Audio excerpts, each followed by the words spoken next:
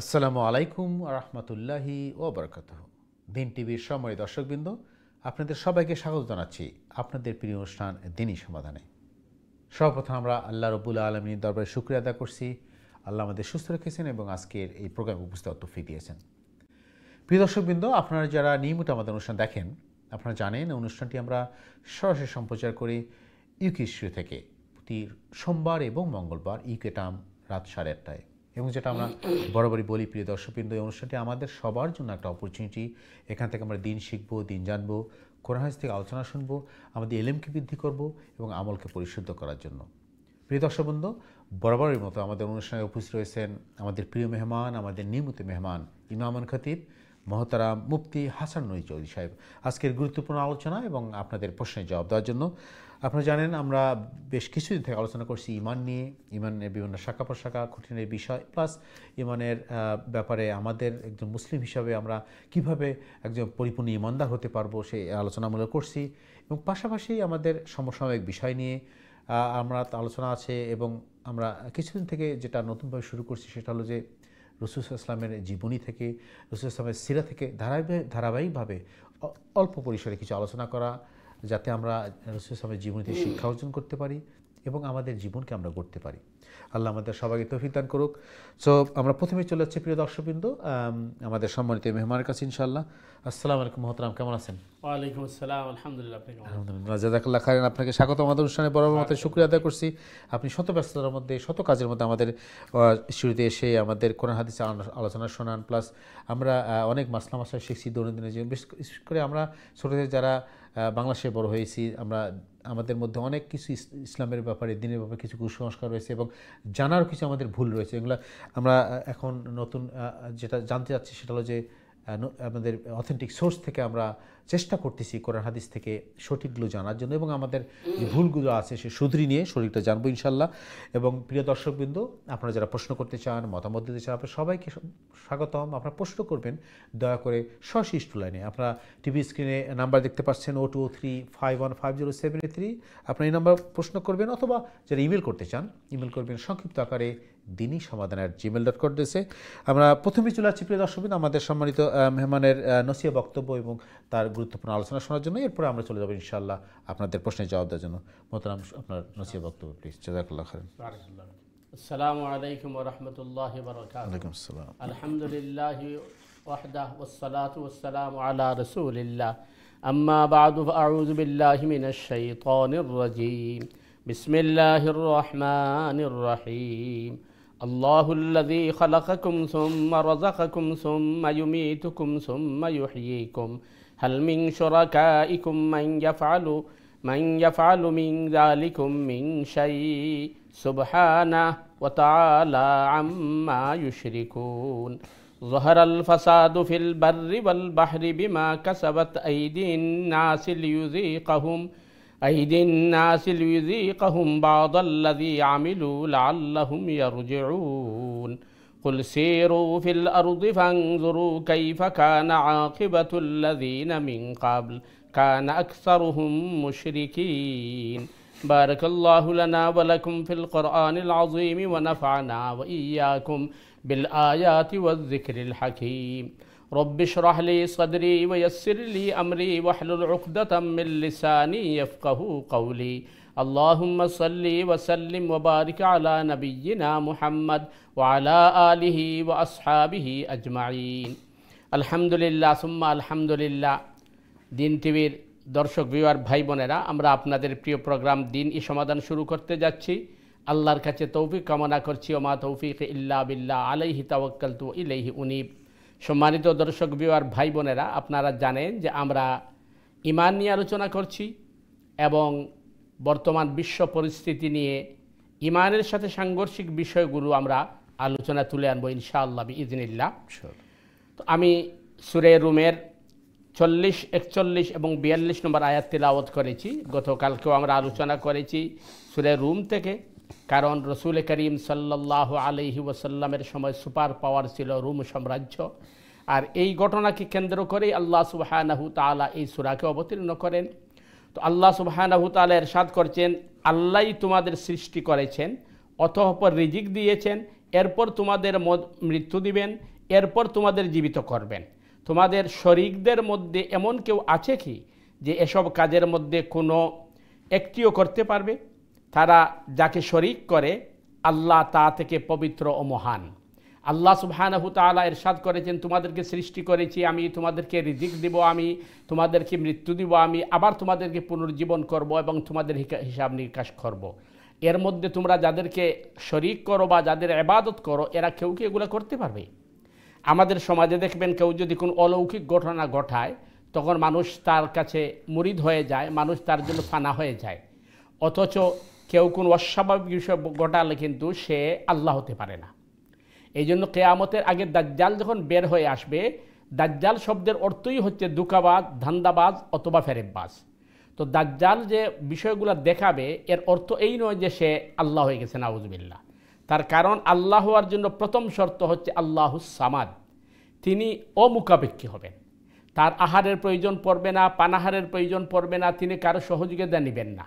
এই জাত বা সত্তাকে বলা হয় আল্লাহ। সুতরাং কেউ যদি মনে করেন 1 মাস পর্যন্ত না খেয়ে থাকে, তখন সে আল্লাহ হয়ে যাবে, এটা অসম্ভব। সে মৃত্যুবরণ করবে, সুতরাং সে আল্লাহ হতে পারবে না। আল্লাহ হওয়ার জন্য তাকে সামাদ হতে হবে, অমুখাপেক্ষী হতে হবে। এটি হচ্ছে সবচেয়ে বড় দলিল।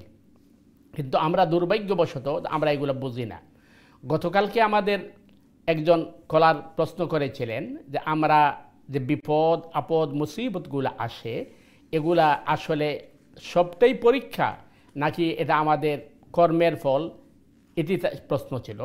এই প্রশ্নের উত্তর আল্লাহ দিচ্ছেন 41 নম্বর আয়াতে। আল্লাহ বলতেছেন, যহারাল ফাসাদু ফিল বাররি ওয়াল বাহরি বিমা কাসাবাত আইদিন নাসি লিয়ুযীকাহুম বা'দাল্লাযী আমিলু লাআল্লাহুম ইয়ারজিউন। স্থলে ও জলে মানুষের কৃতকর্মের দরুন বিপর্যয় ছড়িয়ে পড়েছে। আল্লাহ তাদেরকে তাদের কর্মের শাস্তি আস্বাদন করাতে চান যাতে তারা ফিরে আসে। তাহলে বোঝা যাচ্ছে ব্যক্তি, পরিবার, সমাজ, রাষ্ট্র, মহারাষ্ট্র সব জায়গায় যে কাজগুলো হচ্ছে এটা আমাদের কৃতকর্মের ফল। কৃতকর্মের ফল কীভাবে আমরা যদি একটু দেখি, বর্তমান সময়ে বিশ্বে যে অশান্তি বিরাজ করছে এর একমাত্র কারণ হচ্ছে আপনার এই মানব বিধ্বংসী অস্ত্র তৈরি করা। চিন্তা করে দেখুন যে মানব বিধ্বংসী যে অস্ত্র তৈরি করা হয়েছে এর মাধ্যমে মানবতার তো কোনো উপকার হওয়ার প্রশ্নই আসে না। আপনার ওই দেশ বা সমাজ অথবা রাষ্ট্রকে ধ্বংস করে ফেলছে। আর মানুষ প্রতিযোগিতায় নেমে পড়েছে। যদি একজন একটা বানায় তো এর চেয়ে পাওয়ারফুল আরেকজন বানায়। এটা তো সমাজের জন্য কল্যাণ বয়ে আনছে না, ধ্বংস বয়ে আনছে। সুতরাং এই সমস্ত ওয়েপেন্স অথবা যে সমস্ত অস্ত্রগুলো তৈরি করা হয়েছে এগুলা মানুষ ধ্বংস করার জন্য, এগুলা মানুষের কোনো কাজে আসবে না। তো আল্লাহ বলছেন যে মানুষ তার কৃতকর্মের কারণেই সে স্থলে অথবা জলে বিপর্যয়ে সম্মুখীন হয়। আর বিপর্যয়গুলো সৃষ্টি হয় আমাদের অপকর্মের কারণে।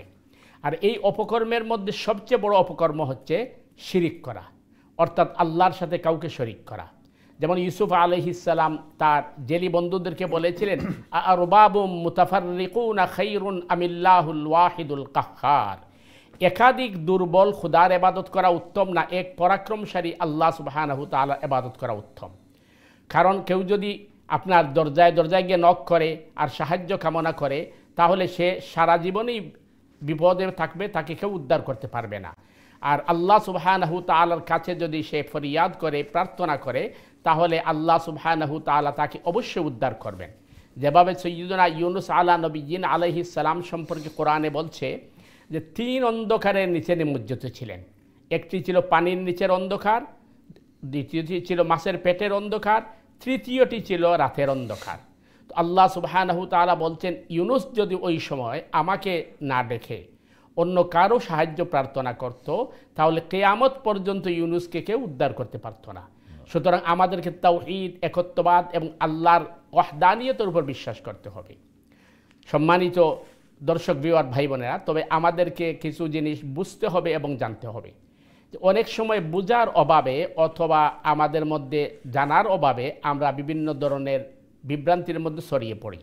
তার কারণ আপনি কোনো ধরনের এই ভিন্ন মত অথবা ভিন্ন পথের কারণে উম্মাহের মধ্যে আপনি ফাটল ধরাতে পারবেন না এবং উম্মাহের মধ্যে বিভক্তি তৈরি করতে পারবেন না। চেষ্টা করতে হবে আমাদেরকে যে আমরা উম্মাহের মধ্যে ঐক্য যাতে ধরে রাখতে পারি।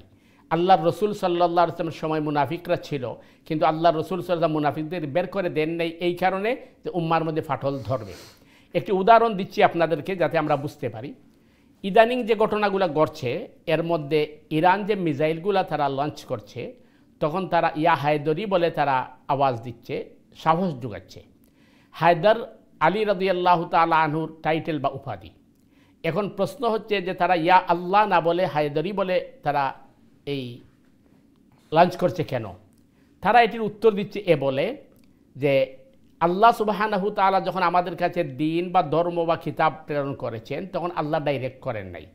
আল্লাহ জিবরিলের মাধ্যমে মুহাম্মদুর রাসূলুল্লাহ সাল্লাল্লাহু আলাইহি ওয়াসাল্লামের কাছে দিয়েছেন এবং মুহাম্মদুর রাসূলুল্লাহ সাল্লাল্লাহু আলাইহি ওয়াসাল্লামের মাধ্যমে আমরা পেয়েছি। সুতরাং আল্লাহর কাছে কিছু চাইতে হলে আমাদেরকেও মাধ্যম ধরতে হবে। এটি কিন্তু ভুল ধারণা। এ কারণে ভুল ধারণা, দেখেন আপনার একটা বাচ্চা আছে, আপনার বাচ্চা ছোটো বাচ্চা, সে আপনার সাথে যাচ্ছে, আপনি কোনো ভারী জিনিস নিয়ে যাচ্ছেন, তখন আপনি দেখবেন আপনার বাচ্চা আপনাকে সহযোগিতা করতে চাবে, সে আপনাকে বলবে যে আব্বা এটা আমার মাথায় তুলে দেন, কিন্তু আপনি জানেন ওটি কিন্তু আপনি তার মাথায় তুলে দিতে পারবেন না, কারণ এইবারেই বোঝা সে বহন করতে পারবে না। সুতরাং আপনি করবেন কি, আপনি তার মাথার উপর তুলে দিবেন এবং আপনি আলগিয়ে ধরবেন যাতে তার উপর প্রেশার না পড়ে। এটি হচ্ছে ওই আপনার সন্তানের দুর্বলতার কারণে। তো ঠিক একইভাবে কোরআন এবং ইসলাম এবং ইমানের বিষয়গুলা সরাসরি আমাদেরকে দিলে আমরা দুর্বল, আমরা এটা বহন করতে পারবো না। এর কারণে আল্লাহ সুবহানাহু তাআলা জিবরিল আমিরের বাহক বানিয়ে মুহাম্মদুর রাসূলুল্লাহ সাল্লাল্লাহু আলাইহি ওয়াসাল্লামের কাছে দিয়েছেন। এর অর্থ এই নয় যে আল্লাহ দুর্বল ছিলেন, মাআযাল্লাহ, আমাদের দুর্বলতার কারণে। কারণ কোরআন বলছে লাউ আনজালনা হাযাল কুরআনা আলা জাবালিন লারাআইতাহু খাশিআম মুতাসাদ্দিআম মিন খাশিয়াতিল্লাহ। যদি এই কোরআনকে পাহাড়ের উপর অবতীর্ণ করা হতো তাহলে পাহাড় আল্লাহর ভয়ে চূর্ণ বিচূর্ণ হয়ে যেত। অন্য জায়গায় অন্যত্র আল্লাহ বলছেন ইন্না আরাদনাল আমানাতা আলাস সামাওয়াতি ওয়াল আরদি ওয়াল জিবাল ফাআবাইনা আন ইয়াহমিলনাহা ওয়া আশফাকনা মিনহা ওয়া হামালাহাল ইনসান। নিশ্চয় আমি এই কোরআনকে আসমানের উপরে, জমিনের উপরে এবং পাহাড়ের উপর অবতীর্ণ করতে চেয়েছিলাম, কিন্তু আসমান, জমিন, পাহাড় এই কোরআনকে গ্রহণ করতে অপারগতা স্বীকার করেছে, তাদের অক্ষমতা তারা প্রকাশ করেছে। এরপর আমি এটি মানব জাতির কাছে দিয়েছি এবং মুহাম্মদুর রাসূলুল্লাহ সাল্লাল্লাহু আলাইহি ওয়াসাল্লামের সিনা মুবারককে আমি এটার জন্য উপযোগী বানিয়েছি। তো যে কোরআনের পাওয়ারের কারণে পাহাড় চূর্ণ বিচূর্ণ হয়ে যাবে, আসমান বিতীর্ণ হয়ে যাবে, জমিন ফেটে যাবে এবং পাহাড় আপনার একেবারে ধ্বংসলীলায় রূপান্তরিত হয়ে যাবে, এই কোরআন ডাইরেক্ট আমাদের কাছে দিলে আমাদের অবস্থা কী হতো? যার কারণে সাহাবাই কেরাম বর্ণনা করছেন রসুল করিম সাল্লাল্লাহু আলাইহি ওয়াসাল্লামের কাছে যখন ওহী নাজিল হতো তখন প্রচণ্ড শীত এবং ঠান্ডার মধ্যে আল্লাহ রসুল সাল্লাল্লাহু আলাইহি ওয়াসাল্লামের শরীর থেকে ঘাম ফুটা ফুটা হয়ে পড়তো। এমনকি আল্লাহ রসুল সাল্লাল্লাহু আলাইহি ওয়াসাল্লাম তার কাসওয়া নামক উটনির উপর যখন ছোঁয়ার থাকতেন, ওহী বা কোরআন নাজিল হলে ওই উটনি পর্যন্ত বাঁকা হয়ে যেত। তো এই কারণে আল্লাহ সুবহানাহু তাআলা কিন্তু মাধ্যম অবলম্বন করেছেন। কিন্তু আল্লাহর কাছে কোনো কিছু চাইতে হলে আপনাকে আল্লাহ বলতেন ওয়াকালা রব্বুকুম উদউনি আস্তাজিব লাকুম।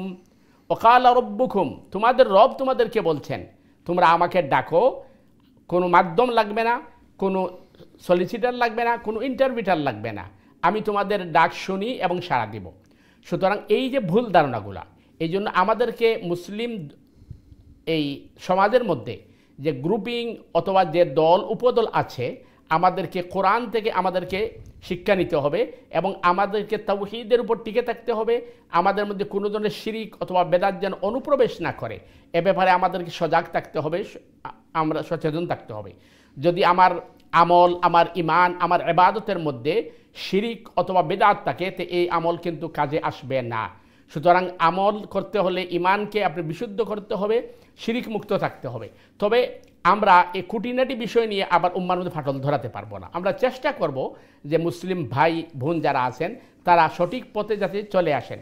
কোরআন আমাদেরকে দেখেন সুন্দর শিক্ষা দিচ্ছে, বলছে তাআলাউ ইলা কালিমাতিন সাওয়াইম বাইনানা ওয়া বাইনাকুম আল্লা না'বুদা ইল্লাল্লাহ। অন্য বিষয়গুলা তোমরা পিছনে রাখো, তোমরা যারা বড় আল্লাহ আমাদের রব, তোমরা এই কথার উপর তোমরা এক হয়ে যাও, যাতে তোমাদের মধ্যে তোমাদের শত্রু, তোমাদের দুশমন যারা আছে তারা যেন তোমাদের উপর প্রভাব বিস্তার করতে না পারে।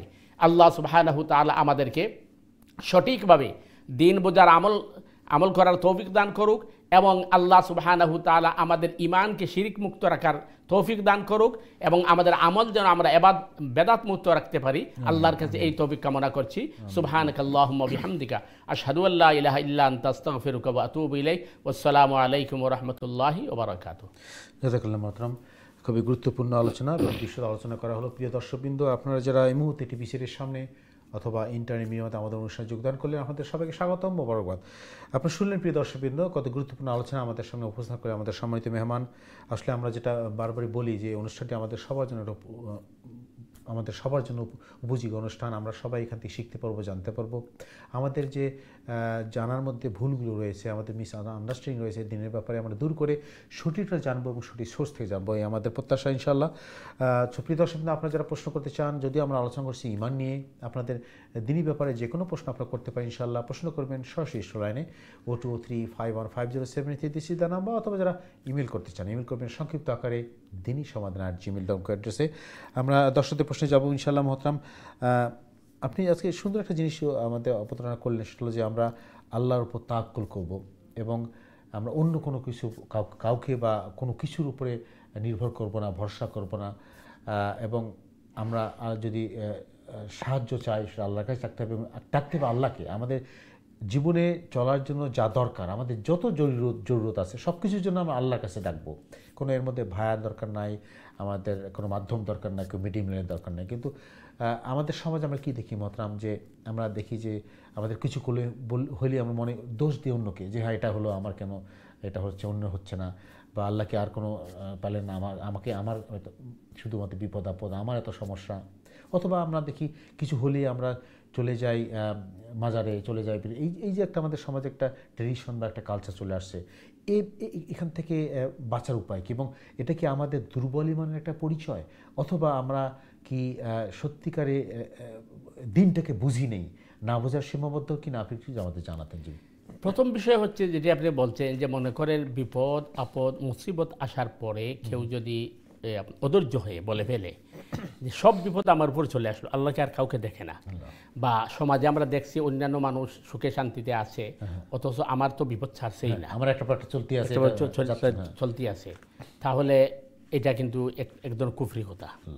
কারণ আপনি আল্লাহ সুবহানাহু তাআলার ফয়সালার উপর আপনি এই সন্তুষ্ট নয়। নাম্বার 2 হচ্ছে, আমরা গতকালকে আমাদের ভাই যে আলোচনাটা করেছিলেন যে এই পরীক্ষা মুসিবত বিপদ এক একজনের প্রত্যেকের তার অবস্থান হিসাবে তার উপরে আসে, সবার একরকম থাকে, সব একসময় থাকে না। এবং কোরআন বলতেছে, গতকালকে আমি যেটা বলছি, যে আম হাসিবতুম আন তাদখুলাল জান্নাতা ওয়ালাম্মা ইয়াতিকুম মাসালুল লাযিনা খালাউ মিন ক্বাবলিকুম মাসাতহুমুল বাসা ওয়াদ-দাররা ওয়া যুলজিলু, যে আগের যে উম্মতগুলো ছিল সাহাবায়ে কেরাম, তারা যেভাবে ঈমান আনার পরেই তারা যে কষ্ট এবং বিভিন্ন পরীক্ষার সম্মুখীন হয়েছে, মানে ঈমান তারা উত্তীর্ণ হয়ে গেছে, মানে পরিপূর্ণ ঈমান এবং মজবুত ঈমানদার, কিন্তু আমরা তো দুর্বল, প্রতি মুহূর্তে তার আঘাতপ্রাপ্ত হয়েছে। আর আমরা কোনো ধরনের সমস্যারই সম্মুখীন হলাম না। তো তারা যে জান্নাতে গেল, আমরা সমান জান্নাতে গেলাম, তখন তো আল্লাহর ইনসাফ কোথায়? ব্যালেন্স হলো না। এই জন্য আল্লাহ বলতেছে, না, তোমাদেরকেও আমি এই বিপদ মুসিবত, বেমার, অসুস্থতা, অভাব, অনটন, এগুলোতে পরীক্ষা, কোরআনে বলাই আছে এই কথাটা, জি, এগুলো পরীক্ষা করব। এইটার মধ্যে যারা টিকে থাকতে পারবে তারাই হচ্ছে সত্যিকার ঈমানদার। আর দ্বিতীয় যে বিষয় হচ্ছে যে ঈমানের বিষয়গুলো না জানা আর ইসলাম সম্পর্কে আমাদের নলেজ না থাকার কারণে মানুষ যখন মুসিবতে পড়ে, আপনি যেটা বলছেন মিসগাইডেড, তখন সে মাজারে যায় অথবা মন্দিরে যায়, অথবা মনে করেন আপনি এই পীর ফকিরের কাছে যায়, গিয়া সাহায্য প্রার্থনা করে। অথচ কোরআন নিজে বলছে, ইয়া আইয়ুহান নাস আনতুমুল ফুকারা, হে মানব মণ্ডলী, তোমরা সবাই হচ্ছে আমার দরজার ভিক্ষুক। তো আপনি যার কাছে গেছে সেও ভিক্ষুক। আল্লাহু হুয়াল গানি, একমাত্র দাতা হচ্ছেন আল্লাহ। সুতরাং আমার আরেকজন আপনার ল্যাংড়া লুলা অথবা ধরেন আপনার ডিজাবল মানুষ, সে আপনাকে সাহায্য করবে কীভাবে? সেও তো আমার মতোই। এই জন্য কিন্তু মানুষের এই আপনার ঈমানের বিষয় না জানা আর দিনী শিক্ষার দৈন্যতার কারণে সে এই ধরনের বিভ্রান্ত হয়ে পড়ে, অধৈর্য হয়ে সে বিভিন্ন দরজায় দৌড়াদৌড়ি করে। এই জন্য আমাদেরকে সঠিকটা জানতে হবে। আর ওই সময় শয়তানে করে কি, আপনাকে সুযোগ নেয়। ওই যেটা আপনাকে বললাম, যে বুদ্ধি বাতাইয়ে দিছে যে আল্লাহ তো ডাইরেক্ট তোমাকে দিন দেন নাই, তাহলে তুমি আল্লাহকে ডাইরেক্ট ডাকবা কিভাবে? কিন্তু এটা বোঝার বিষয় হচ্ছে আল্লাহ আমাকে কেন দেন নাই, আমি কিন্তু দুর্বল, আমি ওই লোডটা নিতে পারবো হ্যাঁ, আল্লাহ কিন্তু দুর্বল নয়। এখন আমি যদি মনে করি যে মাআদ আল্লাহ, আল্লাহ আমার মতো, তাইলে আমার ভায়া ধরতে হবে। কিন্তু আল্লাহ তো আমার সব কথা শুনছেন, সব কথা জানছেন, এমনকি মানুষ মুখ দিয়ে যা প্রকাশ করছে না, অন্তরের মধ্যে আছে, তাও আল্লাহ সুবহানাহু ওয়া তাআলা জানেন। এই জন্য আল্লাহকে বলা হচ্ছে সামি এবং বাসির, তিনি অধিক শ্রবণকারী এবং অধিক আপনার দর্শনকারী। তো আল্লাহ সুবহানাহু ওয়া তাআলা শুনতে গেলে আমাদের মতো কানের দরকার নাই, আল্লাহর কিন্তু আমাদের মতো চোখের দরকার নাই। তো আল্লাহ সুবহানাহু ওয়া তাআলা সব কিছু তিনি জানেন এবং বুঝেন। তো এই হিসাবে আমরা সরাসরি আল্লাহর কাছে সাহায্য প্রার্থনা করতে হবে। এখানে একটা জিনিস আছে, এখানে একটা ভুল ধারণা তৈরি হয়, পার্থিব কোনো বিষয়ে আপনি পরস্পর সাহায্য কামনা করা এটা কিন্তু শিরিক নয়। কারণ মনে করেন এটা দুনিয়ার বিষয়, কিন্তু যেটা সরাসরি আল্লাহর কাছে চাইবেন ইমান এবং ইবাদতের ক্ষেত্র, ওইখানে মাধ্যম আপনি ব্যবহার করতে পারবেন, শরীয়তের সাথে রিলেটেড। এরপরেও রাসূল করিম সাল্লাল্লাহু আলাইহি ওয়াসাল্লাম বলছেন যে তোমাদের যদি ওই স্যান্ডেলের ফিতা ছিঁড়ে যায়, তাও আল্লাহর কাছে চাও। এর মানে প্রথমে আপনি আল্লাহর সাহায্য কামনা করবেন, তো আল্লাহই করবেন কি অন্য কোনো বান্দার মাধ্যমে দুনিয়ার এই কাজগুলো করে দিবেন। কিন্তু আখিরাতের ক্ষেত্রে, ইবাদতের ক্ষেত্রে ওইখানে আপনি মিডিয়েটর ব্যবহার করতে পারবেন না, কারণ ওখানে সরাসরি আল্লাহকে সাহায্য, ইমানের সাথে সম্পৃক্ত। এই জন্য আমরা অনেক সময় ভুল বোঝাবুঝির কারণে আমরা শয়তানে আমাদেরকে প্ররোচনা দিয়ে দেয়। যেমন আপনি যদি বলেন যে নতুন যে জিনিসগুলো আপনি তৈরি করেছেন বা নতুন যেগুলো ব্যবহার করেছেন এগুলো বেদাত, তো ওরা বলবে যে আপনারা ক্যামেরা ব্যবহার করেন, টেলিভিশন ব্যবহার, এটাও তো বেদাত। এটা বেদাত নয়, কারণ একটা হলো ইজাদ আর একটা হলো বিদা। ইজাদ হলো নতুন আবিষ্কার, এটা ইবাদতের ক্ষেত্রে নয়। ইবাদতের ক্ষেত্রে নতুন কোনো জিনিস তৈরি করা ওইটা হচ্ছে বেদাত। আমাদের আসলে এখানে একটু বুঝার সমস্যা মহতরম, আমরা অনেকেই জিনিসটা মিস করি। এরকম কথা বহুবার আমরা ছোটদের শুনছি, যেরকম সালাতে মাইক ইউজ করা হতো না, কিন্তু আসলে বেদাতটা মানে যেটা ইবাদতের সাথে রিলেটেড, এটা মানে ইবাদতের সাথে কিছু অংশ যোগ করা, ইবাদত থেকে বাদ দেওয়া, যে সব শরীয়তের সাথে রিলেটেড জিনিস, কিন্তু আপনি সাহায্য করে কিছু জিনিস নেন, অবশ্যই সেখানে কোনো সমস্যা নেই। কারণ মাইকটা তো উপকরণ, ওইটা কিন্তু ইবাদত নয়। ইবাদতটা হচ্ছে আপনি নামাজের মধ্যে তাকবীরে তাহরিমা দেওয়া, সূরা কেরাত পড়া, এটা হচ্ছে কি মসজিদ বানাইছেন আপনি, মসজিদটা উপকরণ। মসজিদের ভিতরে আপনি নামাজ পড়ছেন, এখন মসজিদের দেওয়াল এটা কোন কালার করবেন না করবেন, মসজিদ দেখতে কেমন হবে, এটা আপনার ব্যাপার। কিন্তু ইবাদত যেটা ডাইরেক্ট আল্লাহর সাথে সম্পৃক্ত, এটার মধ্যে আপনি কোন নতুন জিনিস এড করতে পারবেন না, কারণ এটা রাসূল করিম সাল্লাল্লাহু আলাইহি ওয়াসাল্লাম যে পদ্ধতি শিখিয়েছেন এটি আপনাকে ইনশাআল্লাহ আমরা ফিরে আসবো মহতরম। আমরা আপনি এরকম বলছেন যে বেদাত মুক্ত বা শিরক মুক্ত ইবাদত করতে হবে, এবং আমাদের সত্যিকার একজন পরিপূর্ণ ঈমানদার, আপনি যেটা বলছিলেন বহুভাবে বলছেন, যেরকম পার্ট টাইম মুমিন হওয়ার কোনো সুযোগ নাই। আমরা আমাদের হতে হবে পরিপূর্ণ ঈমানদার এবং আল্লাহর উপর আমাদের 100% সারেন্ডার থাকতে হবে, যেটা আপনি বললেন। আমরা আলোচনায় ফিরে আসবো ইনশাআল্লাহ। প্রিয় দর্শকবৃন্দ, আপনারাও অংশগ্রহণ করবেন আলোচনার মধ্যে, মতামত দেবেন আপনি অনুষ্ঠানের ব্যাপারে, এবং আপনারা সরাসরি প্রশ্ন করবেন। আপনাদের প্রশ্ন থাকলে আপনি স্ক্রিনে টেলিফোন নাম্বার দেখতে পাচ্ছেন, 0203515073, অথবা যারা ইমেল করতে চান ইমেল করবেন সংক্ষিপ্ত আকারে dini@gmail.com। আমরা দেখি আমাদের কোনো কলার আসছেন কিনা। চলে যাচ্ছে আমাদের সম্মানিত দর্শকদের কাছে, দেখি কে আছেন অনলাইনে। সম্মানিত দর্শক, আসসালামু আলাইকুম, আপনার প্রশ্ন করুন প্লিজ। হ্যালো, আসসালামু আলাইকুম ভাইয়া, কেমন আছেন? ওয়ালাইকুম সালাম হাজি সাহেব, আপনি কেমন আছেন? আমি ভালো আছি, স্যারকে সালাম দেই। আমি বলতাম চাই যে আমি বাংলাদেশ থেকে নিয়ত করছি যে আমি হজ যাইমু 2002, কিন্তু আমি 2002 তাইছি গ্রেট ব্রিটেন, 2003 আমি হজ রওনা শুরু করছি। আমার ঘর থেকে বাসও উঠছি, বাসও উঠতে লাব্বাইক আল্লাহুম্মা লাব্বাইক এই আমরা সকল আজি হলতে হওয়া শুরু করছি। প্লেন গ্রিস গিয়া এহরাম ফিনছি, প্লেনও নামাজ পড়ছি। এরপরে ও এহরামে পয়লা তোয়াফ করতে গিয়া আমার জুতা, আমার গলার মালাল বানাইছি, জুতার গলা মালা। জি জি হাজি সাহেব, জি সাই মারছি। এরপরে 2 ঘন্টা লাগছে স্যার, আমার ওযুও গেছে না, বাদে চুল ফালাইছি। আমার যুদ্ধের সময় আমি আমার মায়ের গর্ভ আসলাম, এর জন্য কাবা শরীফ যে সময় পয়লা সইছি, জয় বাংলা জয় বঙ্গ।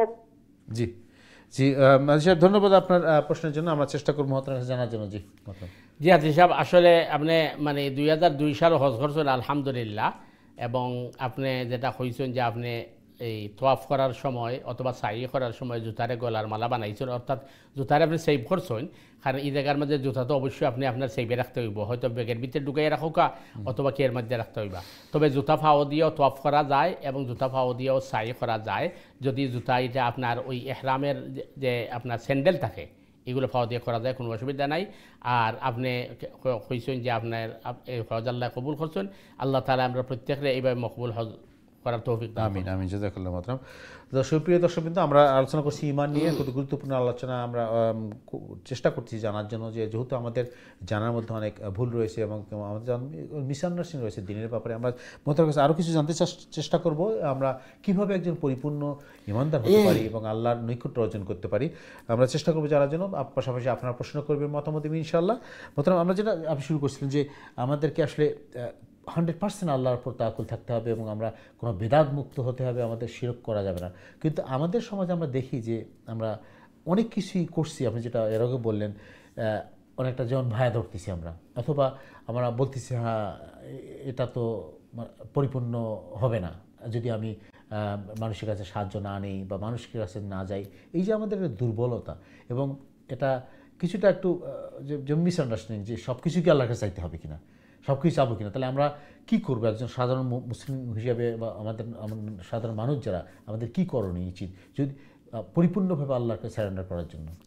প্রথমত তো আমাদেরকে ঈমান সম্পর্কে জানতে হবে, যেটা আমরা বারবার বলছি যে ঈমান সম্পর্কে জানতে হবে, এবং ঈমান কীভাবে সংরক্ষিত হয়, ঈমান কীভাবে সুরক্ষা থাকে এটা জানতে হবে। যেমন গতকালকে যেটি আপনি বলছেন যে আসলে ঈমান এই বাড়ে কমে কিনা, এটি একটি প্রশ্ন। তো কোরআন নিজেই বলছে ইন্নামাল মুমিনুনা আল্লাযীনা ইযা যুকিরাল্লাহু ওয়াজিলাত কুলুবুহুম ওয়া ইযা তুলিয়াত আলাইহিম আয়াতু যাদাতহুম ঈমানা। তোমরা যখন কোরআন তিলাওয়াত করতে থাকো তখন তোমাদের ঈমান বাড়তে থাকে, তাহলে বোঝা যায় যে ঈমানে উঠানামা করে। এবং আল্লাহর রাসূল সাল্লাল্লাহু আলাইহি ওয়াসাল্লাম বলছেন, ইরশাদ করেছেন, জাদ্দিদু ঈমানাকুম, তোমরা তোমার ঈমানের নবায়ন করো। কারণ হচ্ছে আপনার ওই অপসংস্কৃতি এবং ধরেন আপনার এই বিপরীত কালচার এবং দুনিয়ার আবহাওয়ার কারণে মানুষের মধ্যে কিন্তু ঈমানের দুর্বলতা আসে এবং বিভিন্ন ধরনের মানুষ প্ররোচনা হয়। যেমন আমরা যদি ওই মানুষ আগমনের আগের ঘটনাটা দেখি, আদম নবীজিন আলাইহিস সালামকে ইবলিস বলছে যে তুমি যদি এই গাছের ফল খাও তাহলে তুমি আর কিন্তু মৃত্যুবরণ করবে না, এবং এই জান্নাতের যে সুখ শান্তি আছে এইটা থেকে তুমি বঞ্চিত হবে না। আদম আলাইহিস সালাম বলছেন আল্লাহ তো আমাকে নিষেধ করেছেন এই ফল খেতে। ইবলিস বলছে না, আল্লাহ ঠিকই বলছেন, তুমি ভুল বুঝেছো, কারণ তুমি যদি ফল খেয়ে ফেলো তাহলে তুমি ফিরিস্তার মতো মর্যাদাশীল হয়ে যাবে, আর কোনো মৃত্যু হবে না, আর এখান থেকে তুমি বের হবে না। আল্লাহ চাইছেন তোমাকে বের করতে, এই জন্য আল্লাহ তোমাকে এটা বলছেন। তো মানুষ স্বভাবত মানুষের লোভ থাকে, তখন আদম আর হাওয়া তারা চিন্তা করেছেন তা ফল খেয়েই দেখি না কি হয়। তো ঠিক একইভাবে দুনিয়ার এই ধরনের আপনার বিপরীত কালচার, অপসংস্কৃতি এবং দুনিয়ার চাকচিক্য মানুষকে কিন্তু ঈমান থেকে দূরে সরে ফেলে। এইটাই তো পরীক্ষা মহতারাম, যেটা বলে যে আল্লাহ আমাদের পরীক্ষা করে, এরকম আমাদের অনেক লোভ দিবে, আমাদের বিপদ দিবে, অনেক সমস্যা দিবে, দেখি যে সে সত্যিকারই কতটুকু আল্লাহর উপর ডিপেন্ড, ইমানের উপর টিকে থাকতে পারে কিনা। ইনশাআল্লাহ আমরা আলোচনা ফিরে আসবো মহতারাম। এবং আমার গতকালকে যে প্রশ্ন খুবই গুরুত্বপূর্ণ আমাদের সম্বন্ধে ভাই করছিলেন যে আসলে আমরা এই যে পরীক্ষা আমাদের হচ্ছে, এটা কি আসলে কি আমাদের কর্মের ফলে, নাকি আল্লাহ শুধু অনেক পরীক্ষা করতেছেন না, আমাদের আমরা এই বিপদে পড়তেছি বা আমাদের সমস্যায় পড়তেছি। অনেকে বলে এরকম যে এরকম আপনি এর আগে বলছেন যে শুধু একজন মানুষ বলতেই থাকে যে আল্লাহর মানুষ পেল না, আমারই শুধু একটা বিপদ, অনেকে তো ভালো আছে। আমরা চেষ্টা করবো আরেকটু আলোচনা করার জন্য। প্রিয় দর্শকবৃন্দ, অবশ্যই আপনারা আমাদের সাথে থাকবেন প্রশ্ন এবং মতামত দিয়ে। আমরা ছোট্ট একটি বিরতি যাবো প্রিয় দর্শকবৃন্দ, বিরতির পর আবারও ফিরে আসছি ইনশাআল্লাহ আজকের গুরুত্বপূর্ণ আলোচনা এবং আপনার প্রশ্নের জবাব দেওয়ার জন্য। ততক্ষণ আমাদের সাথেই থাকুন। আসসালামু আলাইকুম রহমতুল্লাহি ওয়া বারাকাতুহু।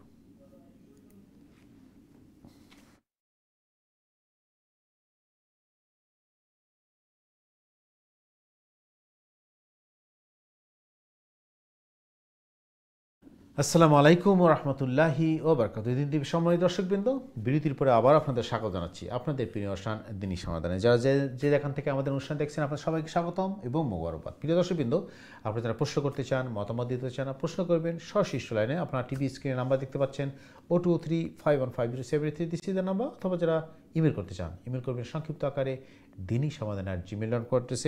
আমরা আলোচনা করছি ঈমান নিয়ে এবং ঈমানের বিভিন্ন খুঁটিনাটি বিষয় নিয়ে। আপনাদের এভাবে প্রশ্ন অথবা অন্য কোনো দিনই ব্যাপারে প্রশ্ন করবেন ইনশাআল্লাহ, এবং আপনারা মতামত দিতে পারেন আমাদের অনুষ্ঠানের ব্যাপারে। আমরা আপনাদের মতামতকে স্বাগত গ্রহণ করবো ইনশাআল্লাহ। আমাদের অনুষ্ঠানে উপস্থিত আছেন আমাদের প্রিয় মেহমান, আমাদের নিয়মিত মেহমান ইমামুল খতিব মহতারাম মুফতি হাসান নজরুল সাহেব। আজকের গুরুত্বপূর্ণ আলোচনা এবং আপনাদের প্রশ্নের জবাব দেওয়ার জন্য মহতারাম আমরা দর্শকদের প্রশ্নে যাব। তার আগে আমাদের কিছু অনলাইনে প্রশ্ন আসছে, আমরা একটু প্রশ্নের জবাব দিয়ে আসি। আমাদের ভাই আতিক উনি প্রশ্ন করছেন যে ওকে, উনি বলছে যে আমরা আমরা আমরা বলি যে রিজিক মানে হলো ধন সম্পদ অথবা আয় উপার্জন, এটা কি শুধু কি রিজিক এটাই বোঝায়, এবং আমরা কিভাবে এটাকে বৃদ্ধি করব বা আমার যে আর্থিক সমস্যাগুলো দূর করার উপায় কি? জি ভাই, আসল বিষয় হচ্ছে আল্লাহ সুবহানাহু তাআলা বলছেন ওমিম্মা রাযাকনাহুম ইউনফিকুন, আমার দেওয়া রিজিক তোমরা আমার রাস্তা খরচ করো। তো এই রিজিক বলতে শুধুমাত্র অর্থ সম্পদ ঘর বাড়ি এইগুলো নয়। রিজিক একটি ব্যাপক শব্দ, কারণ আরবি এই ভাষায় এক একটা শব্দের কিন্তু অনেক অর্থ বোঝায়। তো রিজিক বা আল্লাহ রাজ্জাক এর মিনিং হচ্ছে যে আল্লাহর দেওয়া যত নিয়ামত আছে সব কিছু রিজিকের অন্তর্ভুক্ত। যেমন উদাহরণস্বরূপ একজনের কাছে নলেজ আছে, এটা আল্লাহর দেওয়া রিজিক। আরেকজনের কাছে বিশাল সম্পদ আছে, এটা আল্লাহর দেওয়া রিজিক। আরেকজনের কাছে টাকা কড়ি আছে, এটা আল্লাহর দেওয়া রিজিক। এখন বিষয় হচ্ছে আপনি যেটি বলছেন যে অভাব অনটন যেটি আছে এটা থেকে উদ্ধার হওয়ার পথ কোনটি? উদ্ধার হওয়ার পথ হচ্ছে যে আপনি আল্লাহ সুবহানাহু তাআলার সাহায্য কামনা করবেন, যেটা আমরা আগেও বলছি। এবং কোরআন বলছে ইয়া আইয়ুহাল্লাযীনা আমানুস্তাঈনু বিস-সাবরি ওয়াস-সালাহ, যে হে ঈমানদারগণ তোমরা এই ধৈর্য এবং সালার মাধ্যমে আল্লাহ সুবহানাহু তাআলার সাহায্য কামনা করো। এবং রসুল করিম সাল্লাল্লাহু আলাইহি ওয়াসাল্লাম যে কোনো বিপদ আপদ মুসিবত আসার সাথে সাথে আল্লাহ রসুল সাল্লাল্লাহু আলাইহি ওয়াসাল্লাম নামাজে দাঁড়িয়ে যেতেন। এটা আসলে রসুল সাল্লাল্লাহু আলাইহি ওয়াসাল্লাম নিয়মিত সুন্নাহ। আরেকটি সুন্নাহ হলো রসুল সাল্লাল্লাহু আলাইহি ওয়াসাল্লাম যা চাইছেন বা আল্লাহর কাছে আকাঙ্ক্ষা করছেন, এটি যখন পরিপূর্ণ হয়, অর্থাৎ আল্লাহ রসুল কোনো খুশির খবর পেয়েছেন, তো সাথে সাথে আল্লাহ রসুল সাল্লাল্লাহু আলাইহি ওয়াসাল্লাম শুকরিয়ার সিজদা আদায় করতেন, যেটাকে আপনার এই সিজদাতুশ শুকুর বলা হয়। তো সিজদাতুশ শুকুর বা শুকরিয়ার সিজদা যেটা আছে, এটি আপনি যখনই কোনো আনন্দের খবর পাবেন সাথে সাথে আল্লাহর শুকরিয়া আদায় করবেন সিজদার মাধ্যমে। তো এর জন্য অজু অথবা কিবলামুখী হওয়া শর্ত নয়, হতে পারলে ভালো। আপনি যেখানে আছেন, যে অবস্থায় আছেন, এই অবস্থায় আপনি একটা সিজদা দিবেন, আল্লাহর শুকরিয়া আদায় করবেন। যদিও আমাদের সমাজে কিছু ভুল ধারণা আছে যে অনেক ভাই দেখা যায় বা অনেক বোনরা আছেন যে নামাজ পড়ার পরে একটা সিজদা দেন, এটা শুকরিয়ার সিজদা বলেন। এটা কিন্তু সুন্নাহ থেকে এই প্রমাণিত নয়। সুন্নাহ থেকে প্রমাণিত আল্লাহ রসুল সাল্লাল্লাহু আলাইহি ওয়াসাল্লাম কোনো জিনিসের অপেক্ষা করছেন অথবা আল্লাহর কাছে আকাঙ্ক্ষা করছেন অথবা খুশির কোনো খবর আসছে, তো সাথে সাথে আল্লাহ রসুল সাল্লাল্লাহু আলাইহি ওয়াসাল্লাম সিজদায় পড়ে গেছেন। এটাকে বলা হয় আপনার সিজদাতুশ শুকুর। আর বাকি হচ্ছে বিপদ আপদ মুসিবত যা কিছু আছে এর থেকে পরিত্রাণ পাওয়ার জন্য আমরা সালার মাধ্যমে এবং ধৈর্যের মাধ্যমে আল্লাহ সুবহানাহু তাআলার কাছে আবদার করব, প্রার্থনা করব। ইনশাআল্লাহ বিইজনিল্লাহ আল্লাহ সুবহানাহু তাআলা আমাদেরকে উদ্ধার করবেন। তবে আমরা কিন্তু অধৈর্য হলে হবে না, কারণ আল্লাহ সুবহানাহু তাআলা হচ্ছেন মালিকে মুখতার। আল্লাহ সুবহানাহু তাআলা তার যখন ফয়সালা হবে তখনই তিনি দিবেন, অথবা আমার জন্য যেটি কল্যাণ আল্লাহ বুঝবেন সেটি আল্লাহ দান করবেন। আশা করি ক্লিয়ার ছিল। জাযাকাল্লাহু মোহতারাম, আশা করি আমরা প্রশ্নের জবাব দিয়েছেন আতিক ভাই। আমরা চলে যাচ্ছি আমাদের পরবর্তী দর্শক আছে ইনশাআল্লাহ, দেখি কি আছে আমাদের লাইনে। সময় দর্শক, আসসালামু আলাইকুম, আপনাকে স্বাগত আমাদের অনুষ্ঠানে। আপনার প্রশ্ন করুন প্লিজ। আসসালামু আলাইকুম রাহমাতুল্লাহি ওয়া বারাকাতুহু। ওয়া আলাইকুম আসসালাম রাহমাতুল্লাহি। জি আপনার কি দুটোর কাছে একটা প্রশ্ন সামান্য দেয়া। জি বলেন। কবার দোয়া দিনে পড়েন আস্তাগফিরুল্লাহ আল্লাযী লা ইলাহা ইল্লা হুয়াল হাইয়ুল কাইয়্যুম ওয়া আতুবু ইলাইহি ইগফিরলি ওয়া তুব আলাইয়া ইন্নাকা আনতাত তাওয়াবুর রাহিম। এটা ঠিক আছে না? আস্তাগফিরুল্লাহ আল্লাযী লা ইলাহা ইল্লা হুয়াল হাইয়ুল কাইয়্যুম ওয়া আতুবু ইলাইহি ওয়া লা হাওলা ওয়া লা কুওয়াতা ইল্লা বিল্লাহিল আলিয়্যিল আযীম আলিয়্যুল আযীম। ওকে, জি জি বুঝতে পারছি। আর একটা অজুর সময় জানা আমরা পড়ি বিসমিল্লাহিল আলিয়্যিল আযীম না আলিয়্যুল আযীম। জি জি ওখানটা। আসসালামু আলাইকুম। ওয়া আলাইকুম আসসালাম। খুব গুরুত্বপূর্ণ প্রশ্ন করছেন, আপনার প্রশ্নের জন্য ধন্যবাদ। জি মোহতারাম। জি, আপনি যেটা কইছেন যে ইস্তেগফার আপনি যেভাবে পড়ছেন এইভাবে আপনি পড়তে পারেন। এছাড়া ইস্তেগফারের আরও কিছু মানে কি আছে, যেমন আপনার একটা সাইয়্যিদুল ইস্তেগফার হয়েছে। আল্লাহ রসুল সাল্লাল্লাহু আলাইহি ওয়াসাল্লাম কইছেন সাইয়্যিদুল ইস্তেগফার যারা দিনে একবার পাঠ করবা অথবা রাত্রে একবার পাঠ করবা, তারা ওই রাত্রে ওই দিনে মারা গেলে তার লাগি জান্নাত ওয়াজিব। তো সাইয়্যিদুল ইস্তেগফার এটা একটু লম্বা আছে, আপনি এই বিভিন্ন দোয়ার বইদের মধ্যে পাইবা অথবা আপনি ওই ইউটিউবে সার্চ করলে পাইবা। এরপরে বিষয় হলো শুধু আস্তাগফিরুল্লাহ যদি আপনি কইন, এটাও ইস্তেগফার। শুধু আস্তাগফিরুল্লাহ আস্তাগফিরুল্লাহ আস্তাগফিরুল্লাহ আস্তাগফিরুল্লাহ, এটাও ইস্তেগফার। অথবা আস্তাগফিরুল্লাহ আল আযীম, এটাও ইস্তেগফার। অথবা দোয়া ইউনুস যেটা আছে, এটাও ইস্তেগফার। লা ইলাহা ইল্লা আনতা সুবহানাকা ইন্নী কুনতু মিনাজ জালিমিন। এটার মধ্যে মানে হাদিসও আছে এটা সবচেয়ে মানে গুরুত্বপূর্ণ দোয়া এবং ইস্তেগফার, কারণ প্রথমত আপনি লা ইলাহা হইয়া আপনি তাওহীদের সাক্ষী দিছেন, কোনো ইলা নাই আল্লাহ ছাড়া, লা ইলাহা ইল্লা আনতা। এরপরে কইছেন সুবহানাকা, আল্লাহর তাসবিহ করছেন। এরপরে কইছেন লা ইলাহা ইল্লা আনতা সুবহানাকা ইন্নী কুনতু মিনাজ জালিমিন, নিশ্চয়ই আল্লাহ আমি আমার নফসের উপর জুলুম করে দিয়েছি। সুতরাং দোয়া ইউনুস এটাও ইস্তেগফার। আর বাকি যেটা আপনি কইছেন ইল্লা বিল্লাহিল আলিয়্যুল আযীম পড়তা না আলিয়্যিল আযীম পড়তা, আপনি যখন ইল্লা বিল্লাহ হইবা তখন আলিয়্যিল আযীম হইব। কারণ বিল্লাহ এটারে আরবি গ্রামার অনুযায়ী হয় হরুফে জার, অর্থাৎ এর আগে আপনার জের আইছে, তো জের আওয়ার কারণে পরেরটা জের হইব, ইল্লা বিল্লাহিল আলিয়্যিল আযীম। আশা করি ক্লিয়ার হয়েছে ইনশাআল্লাহ। জাযাকাল্লাহ মোহতারাম, আমরা জানতে পারলাম আপনার প্রশ্নের জবাব দিতে পারছি ইনশাআল্লাহ। মোহতারাম, আমরা একটু অনলাইনে আরেকটা প্রশ্ন দিই। ফারহানা বোন আমাদের প্রশ্ন করছেন যে আসসালামু আলাইকুম। ওয়ালাইকুম আসসালাম। ইফ ইউ মিস ফজর সালাহ হাউ ডু ইউ ওকে, যদি আমরা ফজর সালাহ কোনোভাবে মিস করি তাহলে কিভাবে আমরা এই কাজাটা আদায় করব? আমাদের কি 2 রাকাত সুন্নাহ এবং দুইটাই সুন্নাহ এবং ফরজ দুইটাই পড়তে হবে কিনা, আর জাস্ট ফরজ, আর না শুধু ফরজ পড়লে হবে? জীবন ফারহানা, আসল বিষয় হইল যে আমরা চেষ্টা করবো নামাজ যেন কাজা না হয়। নামাজরে ওয়াক্ত মতো পড়া এটা কিন্তু ফরজ। কারণ কোরআনে কারীমে আল্লাহ সুবহানাহু ওয়া তাআলা কইছেন ইন্নাস সালাতা কানাত আলাল মুমিনিনা কিতাবাম মাওকুতা, নিশ্চয় নির্দিষ্ট সময় অর্থাৎ টাইম মতো ওয়াক্ত মতো নামাজ পড়া ফরজ, অবশ্য কর্তব্য। কিন্তু অ্যাক্সিডেন্টলি যেটা হাদিসের মধ্যে আইছে 3টা কারণে নামাজরে কাজা করা যায়। এর মাঝে একটা কারণ হইল মানুষ নামাজের সময় বেহুশ হয়ে পড়ে গেছে, তখন এই মানুষের হুশ আসিল না, সুতরাং তান মানে এটা গুণ হইতো নাই, যেহেতু তার সেন্স আসিল না। নাম্বার 2, আপনি পরিপূর্ণ একজন নামাজি কিন্তু নামাজের সময় আপনি নামাজ আদায় করতে ভুলি দিছেন, হঠাৎ করে ওয়াক্ত যাওয়ার পরে আমার মনে হয়েছে ইন্নালিল্লাহ আমি তো জোহরের নামাজ পড়ছি না, যখনই আপনার মনে হইব তখনই নামাজ পড়ে দিবা, এটাও গুনাহ নাই। কারণ মানুষ ইনসান নিসিয়ান থাকি, মানুষের উৎপত্তি ভুল থাকি, তো ভুলটা আল্লাহ মাফ করে দিবা। 3 নম্বর পয়েন্ট হইল যে আপনার 100% শিওরিটি আছিল যে আপনি ফজর পড়বা, কিন্তু ঘুম এমনভাবে পাইছে যে আপনি ঘুম চেষ্টা করার বাদে ঘুম থেকে উঠতে পারছেন না, আপনার অনিচ্ছা সত্ত্বে কাজা হয়ে গেছে।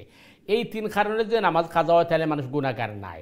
কিন্তু আমরার সমাজে যেভাবে ইচ্ছা করে নামাজের কাজা করে দেওয়া হয় অথবা নামাজের ডিলে করে দেওয়া হয়, এটা কবিরা গুনাহ। তো আপনার ফজরের নামাজ যদি কোনো অ্যাক্সিডেন্টলি কাজা হয়ে যায়, তাহলে আপনি যে প্রশ্ন করছেন যে আপনি শুধু ফরজ পড়বা না সুন্নত সহ কাজা করবা, উত্তম হইল সুন্নত সহ কাজা করা। কারণ যেহেতু ফজরের সুন্নতের হাদিসের মধ্যে গুরুত্ব সবচেয়ে বেশি, আর আপনি যদি এটার সুন্নত সহ কাজা করেন তাইলে অবশ্যই আপনি নফলের সওয়াব পাইবা। এবং উচিত হইব যে আপনি এই ফজরের যদি যে সময় উঠছেন এই সময় দেখা গেছে যে সূর্য উঠে গেছে বা সূর্য উঠেন, তখন তো নামাজ পড়তে নাই, তাহলে এশরাকের টাইমে অর্থাৎ আপনার এই 40-45 অপেক্ষা করার বাদে আপনি ফজর আদায় করে নেওয়া এটা উত্তম হইব এবং সুন্নত সহ আদায় করা উত্তম। আল্লাহু আ'লাম। জাযাকাল্লাহ মোহতারাম, আমি সুন্দর প্রশ্ন করছি। পাশাপাশি একটা জিনিস আপনি জানালেন মোহতারাম যে আমরা মানে অহেতুকভাবে কোনো কারণ ছাড়াই সালা মিস করি, সালা গুরুত্ব দিই না। মানে দুনিয়াবি আমাদের দেখবেন, আপনি অবশ্যই আপনি জানেন মোহতারাম যে দুনিয়াবি সব কাজে আমরা খুব সিরিয়াস, খুবই সিরিয়াস, কোনো কিছু মিস করি না। কিন্তু সালার ব্যাপারে আমাদের দেখবে যে একটা গাফিলতি বা একটা অনীহা আছে বা গুরুত্ব দিচ্ছি না। এই যে আমাদের, আপনি কিছু আগে কথা বললেন, আল্লাহ বলছেন যে তুমি সালা এবং ধৈর্যের মাধ্যমে আল্লাহর সাহায্য প্রার্থনা করো, কিন্তু আমরা সালার ব্যাপারে আমাদের একটু গাফিলতি। দেখেন, ইসলাম আমাদেরকে বলে দিয়েছে আপনি কোন কারণে নামাজ কাজা করতে পারেন। 3টা কারণ যেটা বললাম, একটা হলে আপনি বেহুশ হয়ে পড়েছেন, হুশ ছিল না, অথবা আপনি ভুলে গেছেন, আপনার স্মরণ নাই, অথবা আপনি মানে এমনভাবে ঘুমাইছেন ইচ্ছা ছিল আপনার উঠার কিন্তু আপনি চেষ্টার পর উঠতে পারেন নাই, অন্য কোনো কারণে আপনার নামাজ কাজা করার কোনো সুযোগ নাই। এমনকি কোরআন বলছে যেটি যে হাফিজু আলাস সালাওয়াতি ওয়াস সালাতুল উস্তা ওয়া কুমু লিল্লাহি কানিতিন, তোমরা নামাজ সমূহকে হেফাজত করো, সংরক্ষণ করো, বিশেষ করে মধ্যবর্তী নামাজ আসরের নামাজ। আসরের নামাজ মানুষ অবহেলায় বেশি নষ্ট করে, এই জন্য বলা হচ্ছে আসরের নামাজের প্রতি তোমরা লক্ষ্য রাখো আর আল্লাহর সামনে বিনয়ের সাথে দাঁড়াও। এরপর আল্লাহ বলতেন ফাইন খিফতুম ফারিজালান আও রুকবানান, তুমি যদি ভয়ভীতির মধ্যে থাকো অথবা যুদ্ধের ময়দানে থাকো অথবা সফরে থাকো, যে অবস্থায় থাকবে তুমি মানে দাঁড়ানো অবস্থায়, বসা অবস্থায়, দৌড় অবস্থায় অথবা তুমি আরোহণের অবস্থায় তোমাকে নামাজ আদায় করতে হবে। মানে কোনো যে পরিস্থিতি থেকে সালাটা মিস করা যাবে না এবং সেটা সময় মতো পড়তে হবে। ফারিজালান ও রুকবানান, তুমি হেঁটে হেঁটে নামাজ আদায় করতে হবে, দৌড়ে নামাজ আদায় করতে হবে, কিন্তু নামাজকে মিস করতে পারবে না। কিন্তু আমাদের সমাজে অনেক সময় দেখবেন যে আমার কাপড় ভালো ছিল না, অথবা আমি ওই পরে পড়ব ইত্যাদি। তো এইগুলা আপনার স্কুল ইসলামের মধ্যে গ্রহণযোগ্য নয়। এই সমস্ত ওসিলা দেখি আমরা যে সালাটাকে মিস করছি বা আপনি বলে অবহেলা করছি সালার ব্যাপারে, কারণ একটা হচ্ছে হারাম কাজ, হারাম শরীয়ত যেটি নিষেধ করেছে এটা হারাম। তো এটা যদি করে গুনাহ কবিরা হবে, তওবা করলে আল্লাহ মাফ করে দিবেন। কিন্তু সালাটাকে ইচ্ছা করে ছেড়ে দেওয়া অথবা ডিলে করা এটা কিন্তু কুফরি। আল্লাহ, এটি হচ্ছে বড় জিনিস, আমরা এটা বুঝি না। এটা বুঝি না। সালাদটা ছেড়ে দেওয়া, সালাদটাকে আপনার ইচ্ছা করে ডিলে করা এটা কুফরি কাজ। সুতরাং কুফরি থেকে তো আমাদেরকে বাঁচতে হবে, কারণ হাদিসে আসছে মান তারাকা সালাতা মুতাআম্মিদান ফাকাদ কাফারা। ইচ্ছাকৃতভাবে নামাজকে ছেড়ে দেওয়া এটা হচ্ছে কুফরি সমতুল্য কাজ। একটা জিনিস মোহতারাম এখানে একটু ক্লিয়ার হয় আমাদের দরকার, প্রিয় দর্শকবৃন্দ আপনারা যারা আমাদের সাথে আছেন, যে আপনি অনেকেই আমরা জানতে চান যে আসলে আমরা আমাদের সমাজে দেখি যে অনেকেই আমরা সালাটাকে মনে করছি, কিন্তু আমরা দেখি অন্য কাজ ঠিকই করতেছি। আমরা মুসলমান হিসেবে বাকি হজ করি, আমরা জাকাত দেই, আমরা দান খয়রাত করি, বাকি আমি এরকম গতকালকে যেটা কথা ছিল যে মসজিদ মাদ্রাসা বানাচ্ছি, কিন্তু সালার ব্যাপারে আমরা সিরিয়াস না। তাহলে একটু জিনিস আমি জানতে চাবো, সেটা হচ্ছে আমরা যারা সালা ঠিকমতো আদায় করছি না বা একদমই করি না, আমরা কি আসলে মুসলমান কিনা? অবশ্যই না। কারণ মনে করেন আপনি, আমার নাম আব্দুর রহমান, আবদুল্লাহ, এই আব্দুল হাই ইত্যাদি, এটা মুসলমান সমাজে আমি আমাকে মুসলমান দাবি করতে পারবো। যেমন আমরা প্রায় বলে থাকি নামাজ না পড়লে আমার ইমান শক্ত আছে, এটা আপনি বলতে পারেন ঠিক, কিন্তু আল্লাহর তালিকায় আপনি মুসলমান কিনা এটি হচ্ছে প্রশ্ন। প্রথম জিনিস হচ্ছে নামাজকে কোনো অবস্থায় ছাড়া যাবে না, এক। নাম্বার দুই হচ্ছে নামাজকে তাড়াহুড়া করা যাবে না। কারণ আমরা অনেকে নামাজ পড়ি ঠিকই, কিন্তু দেখা যায় নামাজ আসার পরে রুকু ঠিক মতো করি না, সিজদা ঠিক মতো করি না, আপনার ওই কি ঠিক মতো করি না। তাহলে আমরা নামাজ পড়তেছি হয়তো মনের সান্ত্বনার জন্য, কিন্তু আসলে নামাজটা ঠিক মতো হচ্ছে না। মনে সান্ত্বনা না, এটা মানুষকে দুঃখা দেওয়া। এটা কোরআন বলতে ফেলছে যে এটা মুনাফিকের নামাজ, যে নামাজের মধ্যে তাড়াহুড়া করা, রুকু ঠিক মতো না করা, খৌমা ঠিক মতো না করা। কারণ এক ব্যক্তি আল্লাহ রসুল 3 বার নামাজ রিপিট করিয়েছেন এবং বলছেন তুমি তোমার নামাজ পড়ো নাই, অথচ সে 3 বার নামাজ পড়ছে। তো এই জন্য, এবং আল্লাহ রসুল পরবর্তী সময় তাকে শিক্ষা দিয়েছেন কীভাবে নামাজ আদায় করতে হবে। ইনশাআল্লাহ আমরা আরও আলোচনা ফিরে আসবো ইনশাআল্লাহ। প্রিয় দর্শকবৃন্দ, আপনারা আমাদের আলোচনা অংশগ্রহণ করবেন, আপনাদের মতামত দিয়ে মতামত প্রশ্ন করে চলে যাচ্ছে আমাদের দর্শকের কাছে। দেখি কি আছে আমাদের লাইনে। সময় দর্শক, আসসালামু আলাইকুম, আপনার প্রশ্ন করুন প্লিজ। জি সময় দর্শক, আসসালামু আলাইকুম, আপনার প্রশ্ন করুন প্লিজ। হ্যালো, আসসালামু আলাইকুম। জি, আমার একটা প্রশ্ন। আমার হাঁটুর মধ্যে প্রবলেম, পাওয়ার মধ্যে প্রবলেম। আমি বসে নামাজ পড়ি, নামাজটা কি ঠিক আছে? আমি দাঁড়াইয়া কাম করি আর রুকু সাজদা বইয়া করি, বেতর মাঝে বা চেয়ারের মাঝে বইয়া, এটা কি সঠিক? আচ্ছা ঠিক আছে, জি বুঝতে পারছি। আপনার আর কোনো প্রশ্ন আছে আপনার? জি, আর ফজর নামাজ কি সূর্য ওঠার 10-15 মিনিট আগে হয় নাকি? মানে সূর্য ওঠার 10-15 মিনিট আগে? জি। আচ্ছা জি, দুইটা প্রশ্ন আমরা পেয়ে গেছি। আপনার ধন্যবাদ, কষ্ট করে প্রশ্ন করছেন আপনি। জি মোহতারাম। জি আসলে মানে খুবই গুরুত্বপূর্ণ দুইটা প্রশ্ন। প্রথমটা হইল যে আপনি হয় আপনার আঁটুর মাঝে ধরা বা কষ্টর, আপনি দাঁড়াইয়া নামাজ শুরু করুন, এরপরে চেয়ারের মাঝে বইয়া আপনি নামাজ আদায় করুন, আপনার কিনা। বিষয়টা হইলো আমরা একটা জিনিস বোঝা দরকার, যে কোরআন এবং হাদিসের মাঝে আইছে যদি নামাজ পড়তে গিয়া আমরা দাঁড়াইতে না পারি তাহলে বইয়া নামাজ পড়ব। বইয়াও যদি নামাজ পড়তে না পারা যায় তাইলে আল্লাহ রসুলে কইছেন যে তোমরা শুইয়া নামাজ আদায় করো। এরপরে শুইয়াও যদি কেউ নামাজ আদায় করতে না পারে তাইলে ইশারায় নামাজ আদায় করো। তাইলে বোঝা গেল নামাজ কোনো অবস্থায় ছাড়া যাইতো নাই, যেটা আমরা আলোচনা করতেছি কোনো অবস্থায় ছাড়া যাইতো নাই। এবং এই কোরআনে কারীমে আল্লাহ কইছেন ফাত্তাকুল্লাহ মাস্তাতাতুম, তোমরা অসাধ্য কোনো জিনিস আমি তোমরা ছাপাইয়ে দিছি না। এখন আপনি যদি বইটা না পারেন অথবা আপনি যদি রুকু সাজদা করতে না পারেন, কষ্ট হয়, তাইলে তো অবশ্যই আপনি যেভাবে পারবা এইভাবে নামাজ আদায় করবা। তো এখানে আমরা বোঝার দরকার যে আমরা কমিউনিটিতে এমন একটা বেমার শুরু হয়ে গেছে যে চেয়ারও বড় একটা ফ্যাশন হয়ে গেছে। সামান্য একটু কেয়ার, কোনো মানুষ যদি মাটিত আপনার একলা বয়ার বাদে আপনি যদি উঠতে পারেন না, উঠতে হইলে আপনার আরেকজন হেল্প করে লাগে, অথবা সিজদাত গেলে আপনি একা উঠতে পারেন না, অথবা উঠতে পারেন খুব বেশি কষ্ট হয়। এই সমস্ত বিষয় যদি হয় তাইলে আপনি যেভাবে পারবা এইভাবে নামাজ পড়লে আপনার নামাজ হয়ে যাব। কারণ আল্লাহ কইছেন যে ফাত্তাকুল্লাহ মাস্তাতাতুম, আর রসুলে কইছেন তোমরা দাঁড়াইয়া না পারলে বইয়া না পারলে ঘুমাইয়া পড়ো। সুতরাং আপনি যদি মাটিত আপনার লাগি কষ্টকর হয় আর আপনি আসলে মানে কী হয় তাহলে আপনার নামাজ জেলা আপনার পড়া অবশ্যই আদায় হইব, কোনো অসুবিধা নাই। তবে মাটির যদি আপনি বইতে পারেন বা সিজদা দিতে পারেন তাইলে ফরজ নামাজ চেষ্টা করা হইতো যে অন্তত দাঁড়াইয়া এবং আপনি রুকু সিজদা দিয়া করার। সুন্নত নফলের লাগি মাসআলা শিথিল আছে। সুন্নত নফল যদি কেউ চেয়ারও বইয়া পড়ে বা আপনার ইশারায় পড়ে তাইলে সওয়াব কম হইব, কিন্তু কোনো অসুবিধা নাই। আর ফরজ নমাজের লাগি আপনি যদি অসম্ভব হয় ফারুন না, তাইলে আপনি চেয়ারও বইয়া করলে কোনো অসুবিধা নাই, আপনার নমাজ আদায় হইব, নমাজ ছাড়ার কোনো সুযোগ নাই। 2 নম্বর যে প্রশ্ন আপনি করছেন যে ফজরের নমাজ অর্থাৎ সূর্য ওঠার 10 মিনিট আগে তো অবশ্যই হইব, কারণ 10 মিনিটে আপনি 4 রাকাত নমাজ সুন্দরভাবে আদায় করতে পারবা। বিষয় হইছে যে আপনি অজু করি আবার বাদে দেখা গেছে যে সূর্য উঠার আর 1 মিনিট বাকি আছে। এখন করণীয় কিতা? এখন করণীয় হইল আপনি আইয়ে সুন্নত না করি আগে ফরজ স্টার্ট করে দিবা। কারণ হাদিসও আইছে যে তোমরা যদি দেখা যায় আসরের নামাজ কাজা হয়ে যার অথবা ফজর কাজা হয়ে যার, আর তোমরা প্রথম রাকাতের রুকু পর্যন্ত যাইতে গিয়ে পারো, তাইলে বোঝা গেল ওয়াক্ত মতো নামাজ পড়ছো। তো যদি দেখা যায় অজু করার বাদে 1 মিনিট আছে, তাইলে আপনি নামাজ শুরু করিয়া আপনি সূরা ফাতিহা কুল হুয়াল্লাহ দিয়ে আপনি পড়ে লুকা, তাইলে নামাজটা কাজা হইল না। আর 10 মিনিট তো এনাফ টাইম। আপনি অজু করার বাদে 10 মিনিট বা 5 মিনিট থাকে যদি, তাইলে তো অবশ্যই নামাজ। হ্যাঁ, বিষয়টা হইল ইচ্ছাকৃতভাবে সূর্য উঠার সময় আমরা নামাজ স্টার্ট করতাম না, আর যখন সূর্য আপনার লাল হয়ে যায় তখন আমরা পড়তাম না। 10 মিনিট আগে 5 মিনিট আগে আপনি নামাজ পড়তে পারবা, কোনো অসুবিধা নাই। আশা করি যে আপনার প্রশ্ন ক্লিয়ার হয়েছে। এরপরেও যে কনফিউজ থাকে আপনি আবার আইবা। আল্লাহু আ'লাম। প্রথমে একটা খুবই গুরুত্বপূর্ণ প্রশ্ন আমাদের সম্মানিত দর্শক করছেন, আসলে যদি মাজুর হন কেউ অসুস্থতা বা শারীরিক কোনো সমস্যার জন্য, তাহলে আপনি যেটা বললেন যে আমাদের যেভাবে পারবে আমাদের ইসলাম কিন্তু কাউকে কষ্ট দেওয়ার জন্য, জন্য।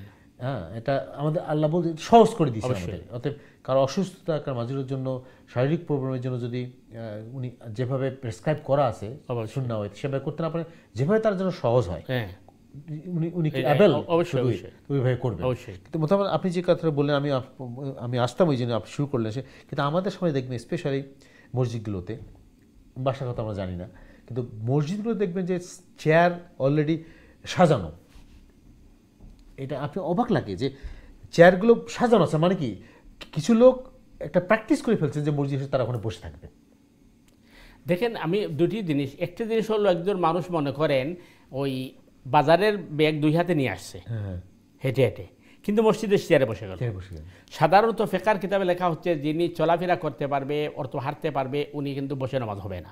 আপনি এই দেশে দেখবো এখন বেনিফিট দিতে গিয়ে জিজ্ঞেস করে কত কেজি তুমি উঠাইতে পারো, তো 2 হাতে আপনি খাটাল 2টা নিয়ে আসলে মসজিদের চেয়ারে বসে গেলেন। উনি কিন্তু আসলেন না হেঁটে হেঁটে, এই তো বললাম সুস্থভাবে আসলেন, এসে বসে 2 হাতে 2টা ব্যাগ নিয়ে আসলেন, কিন্তু এসে চেয়ারে বসে গেলেন। 1 নাম্বার 2 হলো আমি দেখছি কোনো এক মসজিদে, আমি তখন ইমামতি করতে আমি বসে আছি অফিসে, তো একজন ভদ্র লোক দেখলাম চেয়ারে বসে নামাজ পড়ছেন। তো চেয়ারে বসে নামাজ পড়ার পরে উনি সালাম পিরানোর পরে উনি মুনাজাত করছেন মাটিতে বসে। তখন আমি ওনাকে ডাইকা বললাম যে ভাই আপনি তো এই নামাজ পড়লেন চেয়ারে বসে, মুনাজাত করলেন মাটিতে বসে, ঘটনা কি? তো উনি আমাকে বললো যে মুনাজাত তো এটা আল্লাহর কাছে। আমি বললাম তো নামাজ কার কাছে? এর মানে নলেজ নেই আমাদের। তো এরপরে আমি বললাম যে আমি দেখছি আপনাকে, আপনি কিন্তু অন্তত 5 মিনিট মাটিতে বসাচ্ছিলেন জানো ফেরে, সুতরাং আপনার জন্য ফরজ নামাজ চেয়ারে বসা হবে না, যেহেতু আপনি 10 মিনিট বসতে পারেন মাটিতে। এই জিনিসগুলো আমাদের জানতে হবে। আমি যদি 10 মিনিট বা 5 মিনিট বসতে পারি মাটিতে, তাহলে আমার মাটিতে বসেই কি করতে হবে? সালাত আদায় করতে হবে। আর সিজদা দিতে পারলে তো সিজদা দিব, কারণ হাদিসে আসছে সিজদা 7টা অঙ্গ দিয়ে দেওয়া হয়। চিন্তা কোনো সৌভাগ্য আমাদের মতো। এই 7টা অঙ্গ যখন মাটিতে লাগবে, এগুলো হাসরের মাঠে হাদিসে আসছে ওই নূরের ঝলক দিতে থাকবে। সুতরাং যদি আমি সম্ভব হয়, আর যিনি অপারক তার জন্য তো আমরা বললাম যে ইসলাম বলে দিয়েছে আপনি যেভাবে পারেন আদায় করবেন, কিন্তু মানে এটার কোনো বাহানা যেন বানানো না হয়। কারণ আসলে আমাকে ধোঁকা দিতে পারবো, আল্লাহকে আল্লাহ তো সবই জানে যে আমি কতটুকু পারি। আমি হেঁটে হেঁটে আসলাম, অথবা আমি দাঁড়াতে পারি, যে মানুষটা হাঁটাচলা করতে পারি, দাঁড়াতে পারি, তাহলে বসে নামাজ কিভাবে সম্ভব হবে? মানে দেখবেন যে বসে নামাজ পড়তেছে আননেসেসারি, কোনো যুক্তি নেই, কোনো কারণ নেই, অথবা বলতেছে আমার সমস্যা, এত সমস্যা, কিন্তু আসলে অন্য কাজ তো সবই হচ্ছে। অনেকটা ফ্যাশনের মতো হয়ে গেছে। আরো 5 জন যেহেতু বসছে, আমিও বসে আপনি একটু অবাক, আমি এটা অবাক লাগে। অনেক মসজিদ আমাদের এই শহরেই দেখবি যে কতগুলো চেয়ার সুন্দরভাবে একদম লাইন করে বসায় রাখছে। আরেকটা বিষয় দেখছেন আপনি, ওই ব্যাপারটা কিন্তু আজ থেকে 20 বছর আগে ছিল না। আগে ছিল না, আগে তো মানুষ এইভাবে অক্ষম হয়েছে, তখন তো মসজিদে চেয়ার ছিল না। এখন মসজিদে অর্ধেকের উপর চলে যায় চেয়ারে, এবং চেয়ারে প্রবলেম করে, একটা চেয়ারে কিন্তু 2 জন মুসল্লির জায়গা নষ্ট করে, লাইনটা সোজা হয় না। এরপরে আপনি মনে করেন ওই মসজিদের ভিতরে যখন আপনি চেয়ার বসাইলেন, তখন দেখা যায় যে ওই যারা বসে নামাজ পড়ছে ওদের মানে ঘাড়ের উপরে আমি বসে আছি। সুতরাং মানে এগুলা অনেকটা ফিতনার মতো হয়ে গেছে আর কি। আল্লাহ মোহতারাম, আল্লাহ আমাদের এই ফিতনা থেকে রক্ষা করুন, আল্লাহ বুঝার তৌফিক দান করুন। মোহতারাম, আরেকটা জিনিস আমরা যেটা আলোচনা করছিলাম দর্শক প্রশ্নের আগে, যে আসলে আল্লাহ বলছেন যে তোমরা তোমাদের বিপদ আপদ যে সমস্ত আছে এই সমস্ত আল্লাহর সাহায্য চাওয়ার জন্য তোমরা সালাহ এবং পেশেন্সের মাধ্যমে আল্লাহর কাছে সাহায্য চাও। এটা বলতে আসলে আল্লাহ কি বুঝিয়েছেন? আমাদের জীবনটা আসলে আপনার মানুষ হিসেবে আমাদের সমস্যা থাকবেই, এক একজনের সমস্যা, আপনি যেটা বললেন এক একজনের সমস্যা একই রকম, এক একজনের পরীক্ষাও একই রকম। হয়তো সেই মানুষের ক্যাপাবিলিটির ওপর, সেই মানুষের কতটুকু যোগ্যতা আছে বা তার এই পরীক্ষাটাকে ফেস করার মতো কতটুকু সে ক্যাপাবল, আল্লাহ সেইভাবে হয়তো পরীক্ষা করেন। কিন্তু আপনি যেটা শুরুতে বললেন, গতকালকে আমাদের দর্শক যে প্রশ্ন করছেন যে আসলে এটাকে আল্লাহ পরীক্ষা না আমাদের কর্মের ফল, বা আমরা যে ভুলগুলো করছি, আমরা যে অন্যায় করছি তার জন্য আমাদের শাস্তি আসতেছে, একটু যদি সবটি আছে। প্রথমত আমরা যে পর্যায়ের ইমানদার বা মুমিন, আমরা ধরে নিতে হবে যে এগুলো আমাদের পাপের ফল অথবা আমাদের কৃতকর্ম, যেটা আজকে আয়াতে বলা হচ্ছে যে এটা আমাদের কৃতকর্মের ফল। আমরা তো এই পরিমাণ আমল করি নাই যেটা সাহাবায়ে কেরাম, নবীন, সিদ্দিকিন, শুহাদা, সালেহিনরা করেছেন। আমরা কিন্তু প্রতি মুহূর্তে গুনাহ করছি, এটা আমাদের কর্মের ফল অথবা গুনার জন্য আমার শাস্তি দেওয়া হচ্ছে। তো এই যেটার জন্য হোক আমরা আল্লাহর সাহায্য কামনা করব, তখন আল্লাহর সাহায্য আমাদের কাছে আগেই আসবে। একইভাবে এটা পরীক্ষাও যদি হয় তাহলে আমরা সালার মাধ্যমে আল্লাহর সাহায্য কামনা করব ইমানকে প্রোটেক্ট করার জন্য। আর সালাম মানে হচ্ছে দোয়া, আল্লাহর কাছে প্রার্থনা করা। এই জন্য দেখা যায় ইতিহাস তালাশ করলে সৈয়দনা ইব্রাহিম খলিল আলাইহিস সালাম যখন ইজিপ্টে ঢুকলেন, তখন তিনি যে বিপদে পড়লেন যে তার ওয়াইফ যিনি সারা রাদিয়াল্লাহু তাআলা আনহা, ওনাকে ফেরাউন কী করলো, কল করলো, তখন ইব্রাহিম সালায় দাঁড়িয়ে গেছেন এবং তার সমস্যার সমাধান দিয়ে ফেলেছে। মানে কোনো বিপদ সমস্যা হলে আল্লাহকে এবং সেটা হবে সালার মাধ্যমে। ইনশাআল্লাহ আমরা আরও চেষ্টা করবো আর একটু আলোচনা করার জন্য সালার ব্যাপারে। আমাদের অনেক প্রশ্ন সালা থেকে আসে এবং আমাদের একজন মুসলিম হিসেবে মুসলিমের পরিচয়টাই হলো সালার মাধ্যমে। আমরা চেষ্টা করবো আলোচনা করার জন্য। প্রিয় দর্শকবৃন্দ, আপনারা আমাদের আলোচনা এবং আপনাদের প্রশ্ন দিয়ে অংশগ্রহণ করবেন। আপনারা জানেন টিভিতে আমরা সরাসরি সম্প্রচার করি, প্রশ্ন করবেন সরাসরি স্টুডিও লাইনে 023515073 দিচ্ছি জানাবো, অথবা যারা ইমেল করতে চান দয়া করে সংক্ষিপ্ত করে ইমেল করবেন, আমরা চেষ্টা করবো আপনাদের প্রশ্নের জবাব দেওয়ার জন্য। প্রিয় দর্শকবৃন্দ, আপনারা যারা অনুষ্ঠান দেখছেন আপনারা আমাদের সাথেই থাকুন। আমরা ছোট্ট একটি বিরতি যাব, বিরতির উপর আবারও ফিরে আসছি ইনশাআল্লাহ। আসসালামু আলাইকুম রহমতুল্লাহি ওয়া বারাকাতুহু।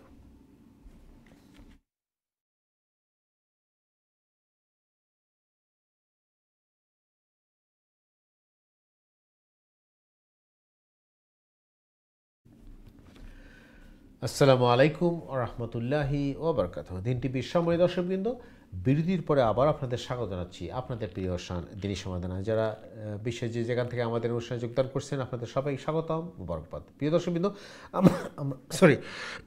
আমরা আলোচনা করছি ইমান নিয়ে, ইমানি বিমানে খুঁটিনাটি বিষয় নিয়ে।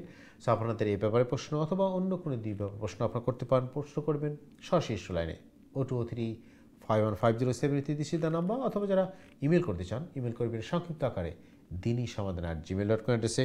প্রিয় দর্শক, আমাদের অনুষ্ঠানে উপস্থিত রয়েছেন আমাদের প্রিয় মেহমান, আমাদের নিয়মিত মেহমান ইমামুল খতিব মোহতারাম মুফতি হাসান নুরী চৌধুরী সাহেব। আমরা দর্শকের প্রশ্নে যাব মহতারাম। আমরা বিরতির আগে যে জিনিসটা আলোচনা করছিলাম খুবই গুরুত্বপূর্ণ বিষয়, যে আসলে আমাদের সালাহ এবং পেশেন্সের মাধ্যমে আল্লাহর সাহায্য কামনা করতে হবে। একটা জিনিস আমাদের এখানে আমরা যেটা বলছেন যে বেদাত মুক্ত, শিরক মুক্ত হতে হবে আমাদের এই ইবাদতগুলো। কিন্তু আমাদের সমাজে আমরা তো অনেকেই, আপনি যেটা কিছু বললেন যে আমরা সালাহ করছি এটাকে দেখানোর জন্য, অথবা দান করার জন্য, কি বলে আপনার হজ, একটা মানে সামাজিকতা বা মানুষকে দেখানোর প্রদর্শনতা আমাদের একটু বেশি। এইটা যদি আমাদের অবস্থা হয় তাহলে আমাদের ইবাদতটা কতটুকু আল্লাহর কাছে গ্রহণযোগ্য হবে। এবং আরেকটা জিনিস এখানে আমি যেটা নিয়ে চাচ্ছি যে সেটা হলো যে আমার আলোচনার শুরুতে বলছিলাম যে আল্লাহ তার বান্দাকে পরীক্ষা করে, এবং যে প্রিয় আল্লাহর কাছে যত প্রিয় আল্লাহ তাকে তত বেশি পরীক্ষা করেন, টেস্ট করেন যে আসলে তার ইমানটা সত্যিকারই কতটুকু শক্ত আল্লাহর জন্য, কতটুকু পরিপক্ক। কিন্তু আর পাশাপাশি বলে যে আমরা আমাদের যে বিপদ আপদ হয় বা সমস্যার পড়ি, এটা আমাদের কর্মের জন্য হয়, বা অথবা আমরা যেটা ভুল করতেছি, আমরা অন্যায় করছি তার জন্য হয়। তাহলে এখানে একটু কনফিউশন আসতেছে আসলে কোনটা পরীক্ষা আবার কোনটা আল্লাহ আমাদের কর্মের জন্য, আমাদের সমস্যা, আমাদের ভুলের জন্য হচ্ছে, একটু যদি আমাদের ক্লারিফাই করেন। প্রথম বিষয় যেটি হচ্ছে, দেখেন যে সালাদের ক্ষেত্রে কোরআনে কারিমে যেভাবে নির্দেশ দেওয়া হয়েছে, এবং কোরআনে কারিমে কিন্তু ভিন্ন সালার ক্রাইটেরিয়া বলছে, এর মধ্যে একটা কোরআন বলছে যে ইন্নাল মুনাফিকিনা ইউখাদিউনাল্লাহু ওয়া খাদিউহুম, নিশ্চয় যারা মুনাফিক তারা আল্লাহকে ধোঁকা দেয়। তো আল্লাহকে ধোঁকা কিভাবে দিবে? অর্থাৎ সে মনে করে সে ফাঁকি দিয়ে চলে যাবে, আসলে সে তার নিজেকে ধোঁকা দিচ্ছে, মানে যে শো অফ করতেছে সেটা দিয়ে মনে করছে সে কাভার হয়ে যাবে। তো সে কিভাবে ধোঁকা দেয়? আল্লাহ বলছেন ওইদা কামু ইলাস সালাতি কামু কুসালা, ওরা যখন নামাজে দাঁড়ায় তখন অমনোযোগে থাকে। আপনি দেখবেন যে আমাদের সমাজে অসংখ্য মানুষ আছে যে নামাজে আসার পরে তার ওই দাঁড়ানো সঠিক নয়, তার লাইনের মধ্যে ফাঁক আছে, অথবা মনে করেন এলোমেলো দাঁড়াইছে। কারণ নামাজের আগে কিন্তু নির্দেশ দেওয়া হয়েছে যে আমাদেরকে লাইন সোজা করতে হবে এবং লাইনের গাপ মারতে হবে এবং সুন্দরভাবে কিবলামুখী হয়ে দাঁড়াতে হবে এবং অন্যান্য মুসল্লির যাতে কষ্ট না হয় সেদিকে লক্ষ্য রাখতে হবে। অনেক ক্ষেত্রে দেখা যায় এইগুলো ফলো করা হয় না। আল্লাহ বলছেন এরা নামাজের মধ্যে অমনোযোগে থাকে, তাহলে এটা মুনাফিকদের প্রথম চরিত্র। এখন আল্লাহ বলছেন ওইদা কামু ইলাস সালাতি কামু কুসালা, তো স্বভাবত প্রশ্ন জাগে তাহলে ওরা নামাজে আসে কেন? আল্লাহ বলতেছেন ইউরাউনান নাস, এরা মানুষকে দেখায়, সব করে আমি মুসলিম, আমি তোমাদের সমাজের একজন লোক। হ্যাঁ, ইউরাউনান নাস ওয়ালা ইয়াযকুরুনাল্লাহ ইল্লা খালিলা, এবং তাদের সালার মধ্যে আল্লাহর জিকির থাকে না অথবা খুব কম থাকে। অর্থাৎ তারা রুকু ঠিক মতো করে না, সিজদা ঠিক মতো করে না, কওমা ঠিক মতো করে না, জলসা ঠিক মতো করে না। যেমন আগে যেটা আমরা বলছি যে রাসূল করিম সাল্লাল্লাহু আলাইহি ওয়াসাল্লাম মসজিদে নববীতে বসা একজন সাহাবী ঢুকছেন, উনি নামাজ আদায় করছেন, নামাজ আদায় করার পরে আল্লাহ রসুলের কাছে গেছেন, গিয়ে আল্লাহ রসুলের সালাম দিচ্ছেন। আল্লাহ রসুল বলছেন ওয়া আলাইকাস সালাম ইরজি ফাসাল্লি ফা ইন্নাকা লাম তুসাল্লি, তুমি ফিরে যাও, তুমি নামাজ পড়ো নাই, অথচ সে নামাজ পড়ছে। এইভাবে তিনবার এই ব্যক্তি নামাজ আদায় করছে, এরপরে রসুলের কাছে গেছে, রসুল তিনবার তাকে বলছেন তুমি ফিরে যাও, তুমি নামাজ পড়ো নাই। তখন এই ব্যক্তি বলছে ইয়া রাসূলুল্লাহ, আপনাকে আল্লাহ সত্য ধর্ম দিয়ে প্রেরণ করেছেন, আমি এর চেয়ে উত্তম নামাজ জানি না, আপনি আমাকে নামাজ শিখিয়ে দিন। তো আল্লাহ রসুল সাল্লাল্লাহু আলাইহি ওয়াসাল্লাম বলছেন যে তুমি যখন নামাজে দাঁড়াবে তখন ফাকাব্বির তাকবীর দিবে, এরপর ফাকরাউ মা তায়াসসারা মিনাল কোরআন, কোরআন থেকে যেখানে তোমার সহজ লাগে তুমি তা পড়বে, এরপরে তুমি রুকু দিবে। আল্লাহ রসুল যেটা বলছেন হাত্তা তাতমা ইন্না রাকিআন, প্রশান্তির সাথে রুকু দিবে, কোনো তাড়াহুড়ো করতে পারবে না, প্রশান্তির সাথে রুকু দিবে। এরপরে সামি আল্লাহু লিমান হামিদা, তুমি যখন দাঁড়াবে তখন তা দিলা কাইমান, তুমি এই ইনসাফের সাথে দাঁড়াবে, জাস্টিসের সাথে দাঁড়াবে, অর্থাৎ সোজা হয়ে দাঁড়াবে। অন্য হাদিসে আছে তোমার বডির প্রত্যেকটা পার্ট তার জায়গায় জায়গায় যাবে। এরপরে তুমি সিজদা করবে, হাত্তা তাতমা ইন্না জালিসান, প্রশান্তির সাথে সিজদা করবে। দুই সিজদার মধ্যখানে বসবে তুমি খুবই প্রশান্তির সাথে, মানে তাড়াহুড়া কোনো নাই, মানে খুবই শান্ত এবং এইভাবে তুমি তোমার নামাজটা আদায় করবে। আর রাসূল করিম সাল্লাল্লাহু আলাইহি ওয়াসাল্লাম তো তাও বলেছেন যে আমাদের মনে করেন ওই রুকুর পরে যে কওমা, ওইখানে দোয়া কবুল হয়, এই জন্য আল্লাহর তাহমিদ বেশি করতে হয় জায়গায়, রব্বানা লাকাল হামদ, রব্বানা লাকাল হামদু হামদান কাসীরান তাইয়িবান মুবারাকান ফি। এরপরে সিজদার দোয়া কবুল হয়, দুই সিজদার মধ্যখানে দোয়া কবুল হয়। তো আমরা দেখবেন নামাজে আসার পরে আমরা প্রথমত একদল আছি নামাজই পড়ি না, আরেক দল আছি আমরা পার্ট টাইম মুসলিম, আরেক দল আছি আমরা নামাজে আসি কিন্তু দেখা যায় ওই মুনাফিকের নামাজ, মুনাফিকের নামাজ। তো এই জিনিসগুলো থেকে আমরা বাঁচতে হবে এবং নামাজকে হেফাজত করতে হবে। আমরা যখন নামাজকে হেফাজত করব তখন আল্লাহ আমাদেরকে হেফাজত করবেন, আমাদের সমস্যার সমাধান করবেন। দুই নম্বর যে বিষয়টি হচ্ছে যে আসলে মানে আল্লাহ পরীক্ষা নিচ্ছেন না, এটা আমাদের কৃতকর্মের ফল না আমাদের পাপের শাস্তি। এই তিনটাই কিন্তু মনে করেন নবীজিন, সিদ্দিকিন, শুহাদা, সালেহিন তাদের উপর যেটা হচ্ছে এটা পরীক্ষা ছিল, কিন্তু আমাদের ক্ষেত্রে কিন্তু এগুলো আমাদের গুনার ফসল অথবা আমাদের কৃতকর্মের ফল। কারণ আমরা এইভাবে মানে অন্যায় কাজ করেছি, আল্লাহ সুবহানাহু ওয়া তাআলার বিধিবিধান আমরা ফলো করছি না, হারাম হালাল পার্থক্য করছি না, অথবা আমরা ওই গতকালকে যেটা বলেছিলাম যে হাদিসের মধ্যে আল্লাহ রসুল সাল্লাল্লাহু আলাইহি ওয়াসাল্লাম বলেছেন সিবাবুল মুসলিমে ফুসুকুন ওয়া কিতালুহু কুফর, কোন মানুষকে গালি দেওয়া এটা ফিস্ক। ফিস্ক মানে আপনি ফাসিক ফুজ্জার বলে না, যে আপনি মানে একেবারে ওই অসামাজিক মানুষ, অভদ্র। এখানে একটা গুরুত্বপূর্ণ জিনিস সম্প্রিয় দর্শক বিন্দু আপনারা যারা আছেন আমাদের সাথে, আমাদের এই যে আপনি কথা বললেন একটা গুরুত্বপূর্ণ জিনিস, এই যে গালিগালা করা মানে সোয়ার করা, এই সমস্ত জিনিসটা একটা কবিরা গুনাহ, মারাত্মক কবিরা। এবং আমাদের কিন্তু আমরা এটাকে খুবই কোনো মনেই করি না, মানে নহরহ মানুষ গালাগালি করছি, মানে কি আজে বাজে কথা বলতেছি, কিন্তু এটা যে একটা কবিরা গুনাহ আমরা তো জানি না এটা, এবং হকলি বাদ। আরও আশ্চর্য দেখবেন আপনি আমাদের বাঙালি সমাজে আপনি পুলিশ বলেন, প্রশাসন বলেন, এই কোথায় কোথায় গালি দেয় এবং অকথ্য ভাষা গালাগালি করে। কারণ এটা তো একটা মানে আপনার এই সুশিক্ষিত প্রশিক্ষণপ্রাপ্ত একটি দলের কাজ হতে পারে না, অথবা মানে মনে করে শিক্ষিত সমাজের কাজ হতে পারে না।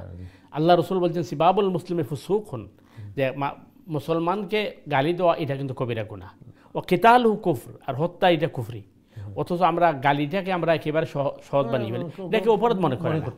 তো এই জন্য মানে এগুলা হুকুকুল ইবাদ, এবং এগুলা কিন্তু আমি যাকে গালি দিচ্ছি বা যাকে কষ্ট দিচ্ছি অথবা যাকে আমি মনে করেন কটু কথা বলছি, আমি তার কাছে ক্ষমা না চাইলে আল্লাহ ক্ষমা করবেন না।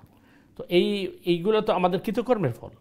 এবং ওই যে অভিশাপ দেওয়া, হাদিসের মধ্যে আসছে যে অভিশাপ এটা কিন্তু মারাত্মক।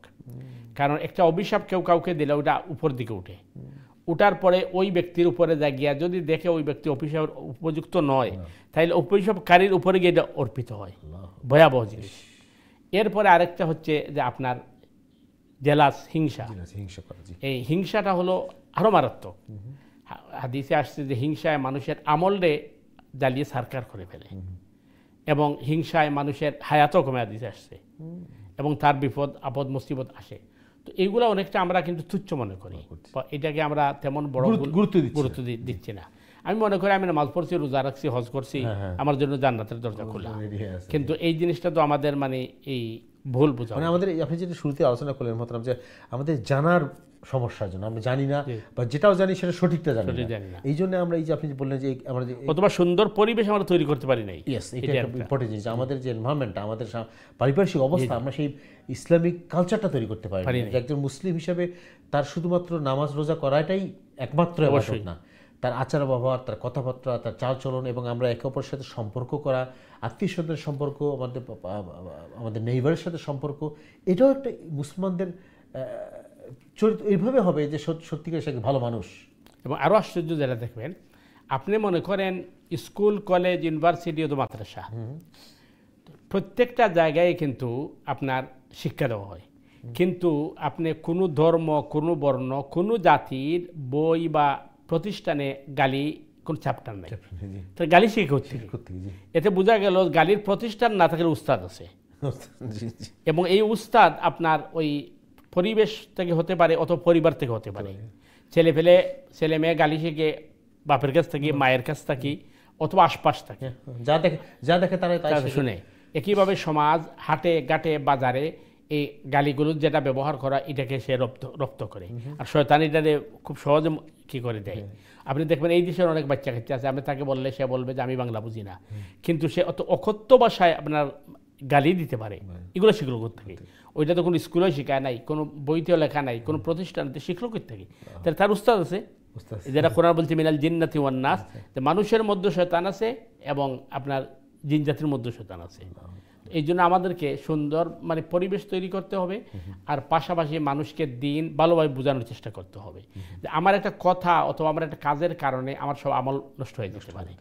অথচ আমি নিজে এই জিনিসটা আমরা অনেকেই, ওই জিনিসটা আমি যেটা প্রথমে বলি যে আমরা নামাজ রোজা করতেছি, হজ করতেছি, জাকাত, এই যে আমাদের মানে আনুষ্ঠানিক যে ইবাদতগুলো আমরা ঠিকই করছি, আমরা করি, কিন্তু পাশাপাশি এই যে হুকুকুল ইবাদ যেটা বললেন আপনি, এটা যে কত বড় একটা গুরুত্বপূর্ণ জিনিস। আমরা আত্মীয়তার সম্পর্ক নষ্ট করছি, এবং মানুষের সাথে খারাপ ব্যবহার করা, কারোর উপরে জুলুম করা, এই যে অন্যের হক নষ্ট করা, এই সমস্ত জিনিস যে একটা বড় গুনাহ, কবিরা গুনাহ, এটা আমরা বুঝি না।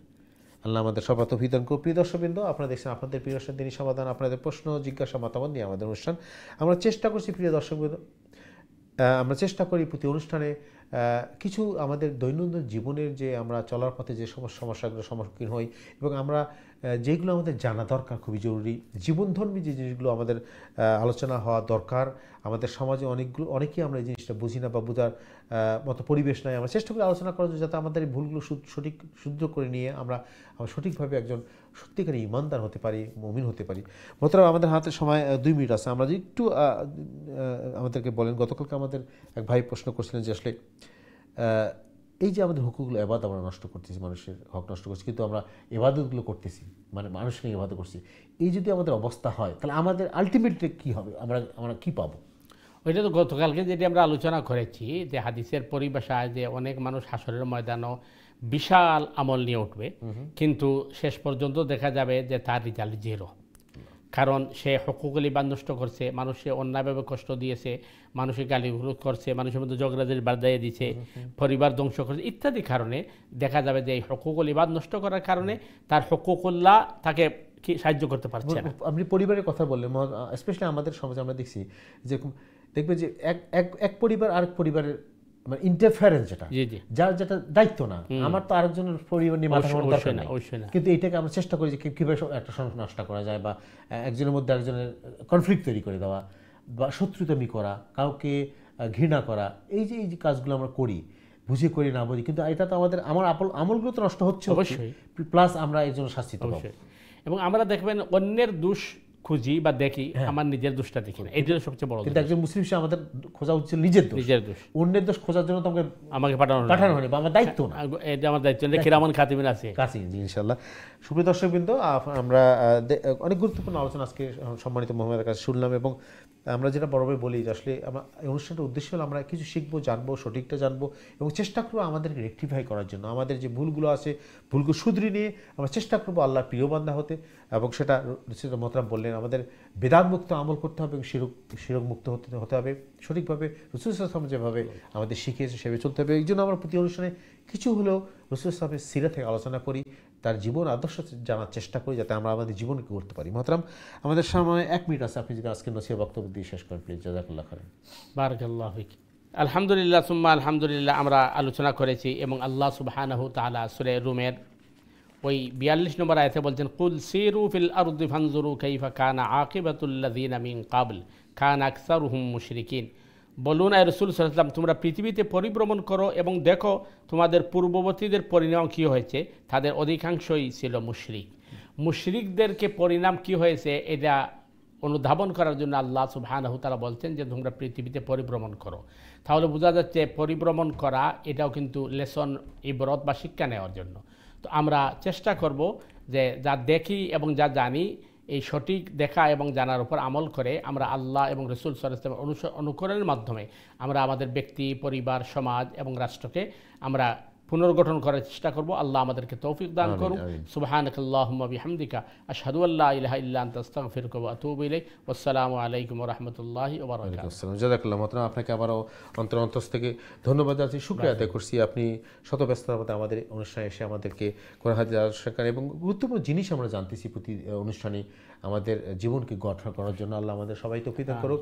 সুপ্রিয় দর্শকবৃন্দ, আজকে আমরা বিদায় নেব। সময় স্বল্পতার জন্য আমরা আপনাদের সব প্রশ্নের জবাব দিতে পারিনি। আমরা চেষ্টা করবো আগামী অনুষ্ঠানে আমরা প্রশ্নের জবাব দেবো এবং গুরুত্বপূর্ণ আলোচনা করবো। আপনারা সবাই অনুষ্ঠানে যোগ দেবেন এবং আত্মীয় স্বজন বন্ধু সবাইকে দাওয়াত দেবেন অনুষ্ঠান দেখার জন্য, যাতে আমরা সবাই উপকৃত হবে। এবং আপনার দাওয়াতে যদি কেউ একজন অনুষ্ঠান দেখে কিছু শেখেন, জানেন এবং তার জীবনকে করতে পারেন, তাকে রেকটিফাই করতে পারেন, এর জন্য আপনিও এর জন্য জাযা খায়ের পাবেন ইনশাআল্লাহ। আল্লাহ আপনাকে রিওয়ার্ড দিবেন। আজকে আমরা বিদায়, প্রিয় দর্শকবৃন্দ, বিদায় আমরা যেটা বরাবরই বলি, আল্লাহ আমাদের সবাই সুস্থ রাখুন, সহি সালামত রাখুন এবং দ্বীনের পথে রাখেন। এই প্রত্যাশায় আজকের মতো বিদায়। আসসালামু আলাইকুম রহমতুল্লাহি ওয়া বারাকাতুহু।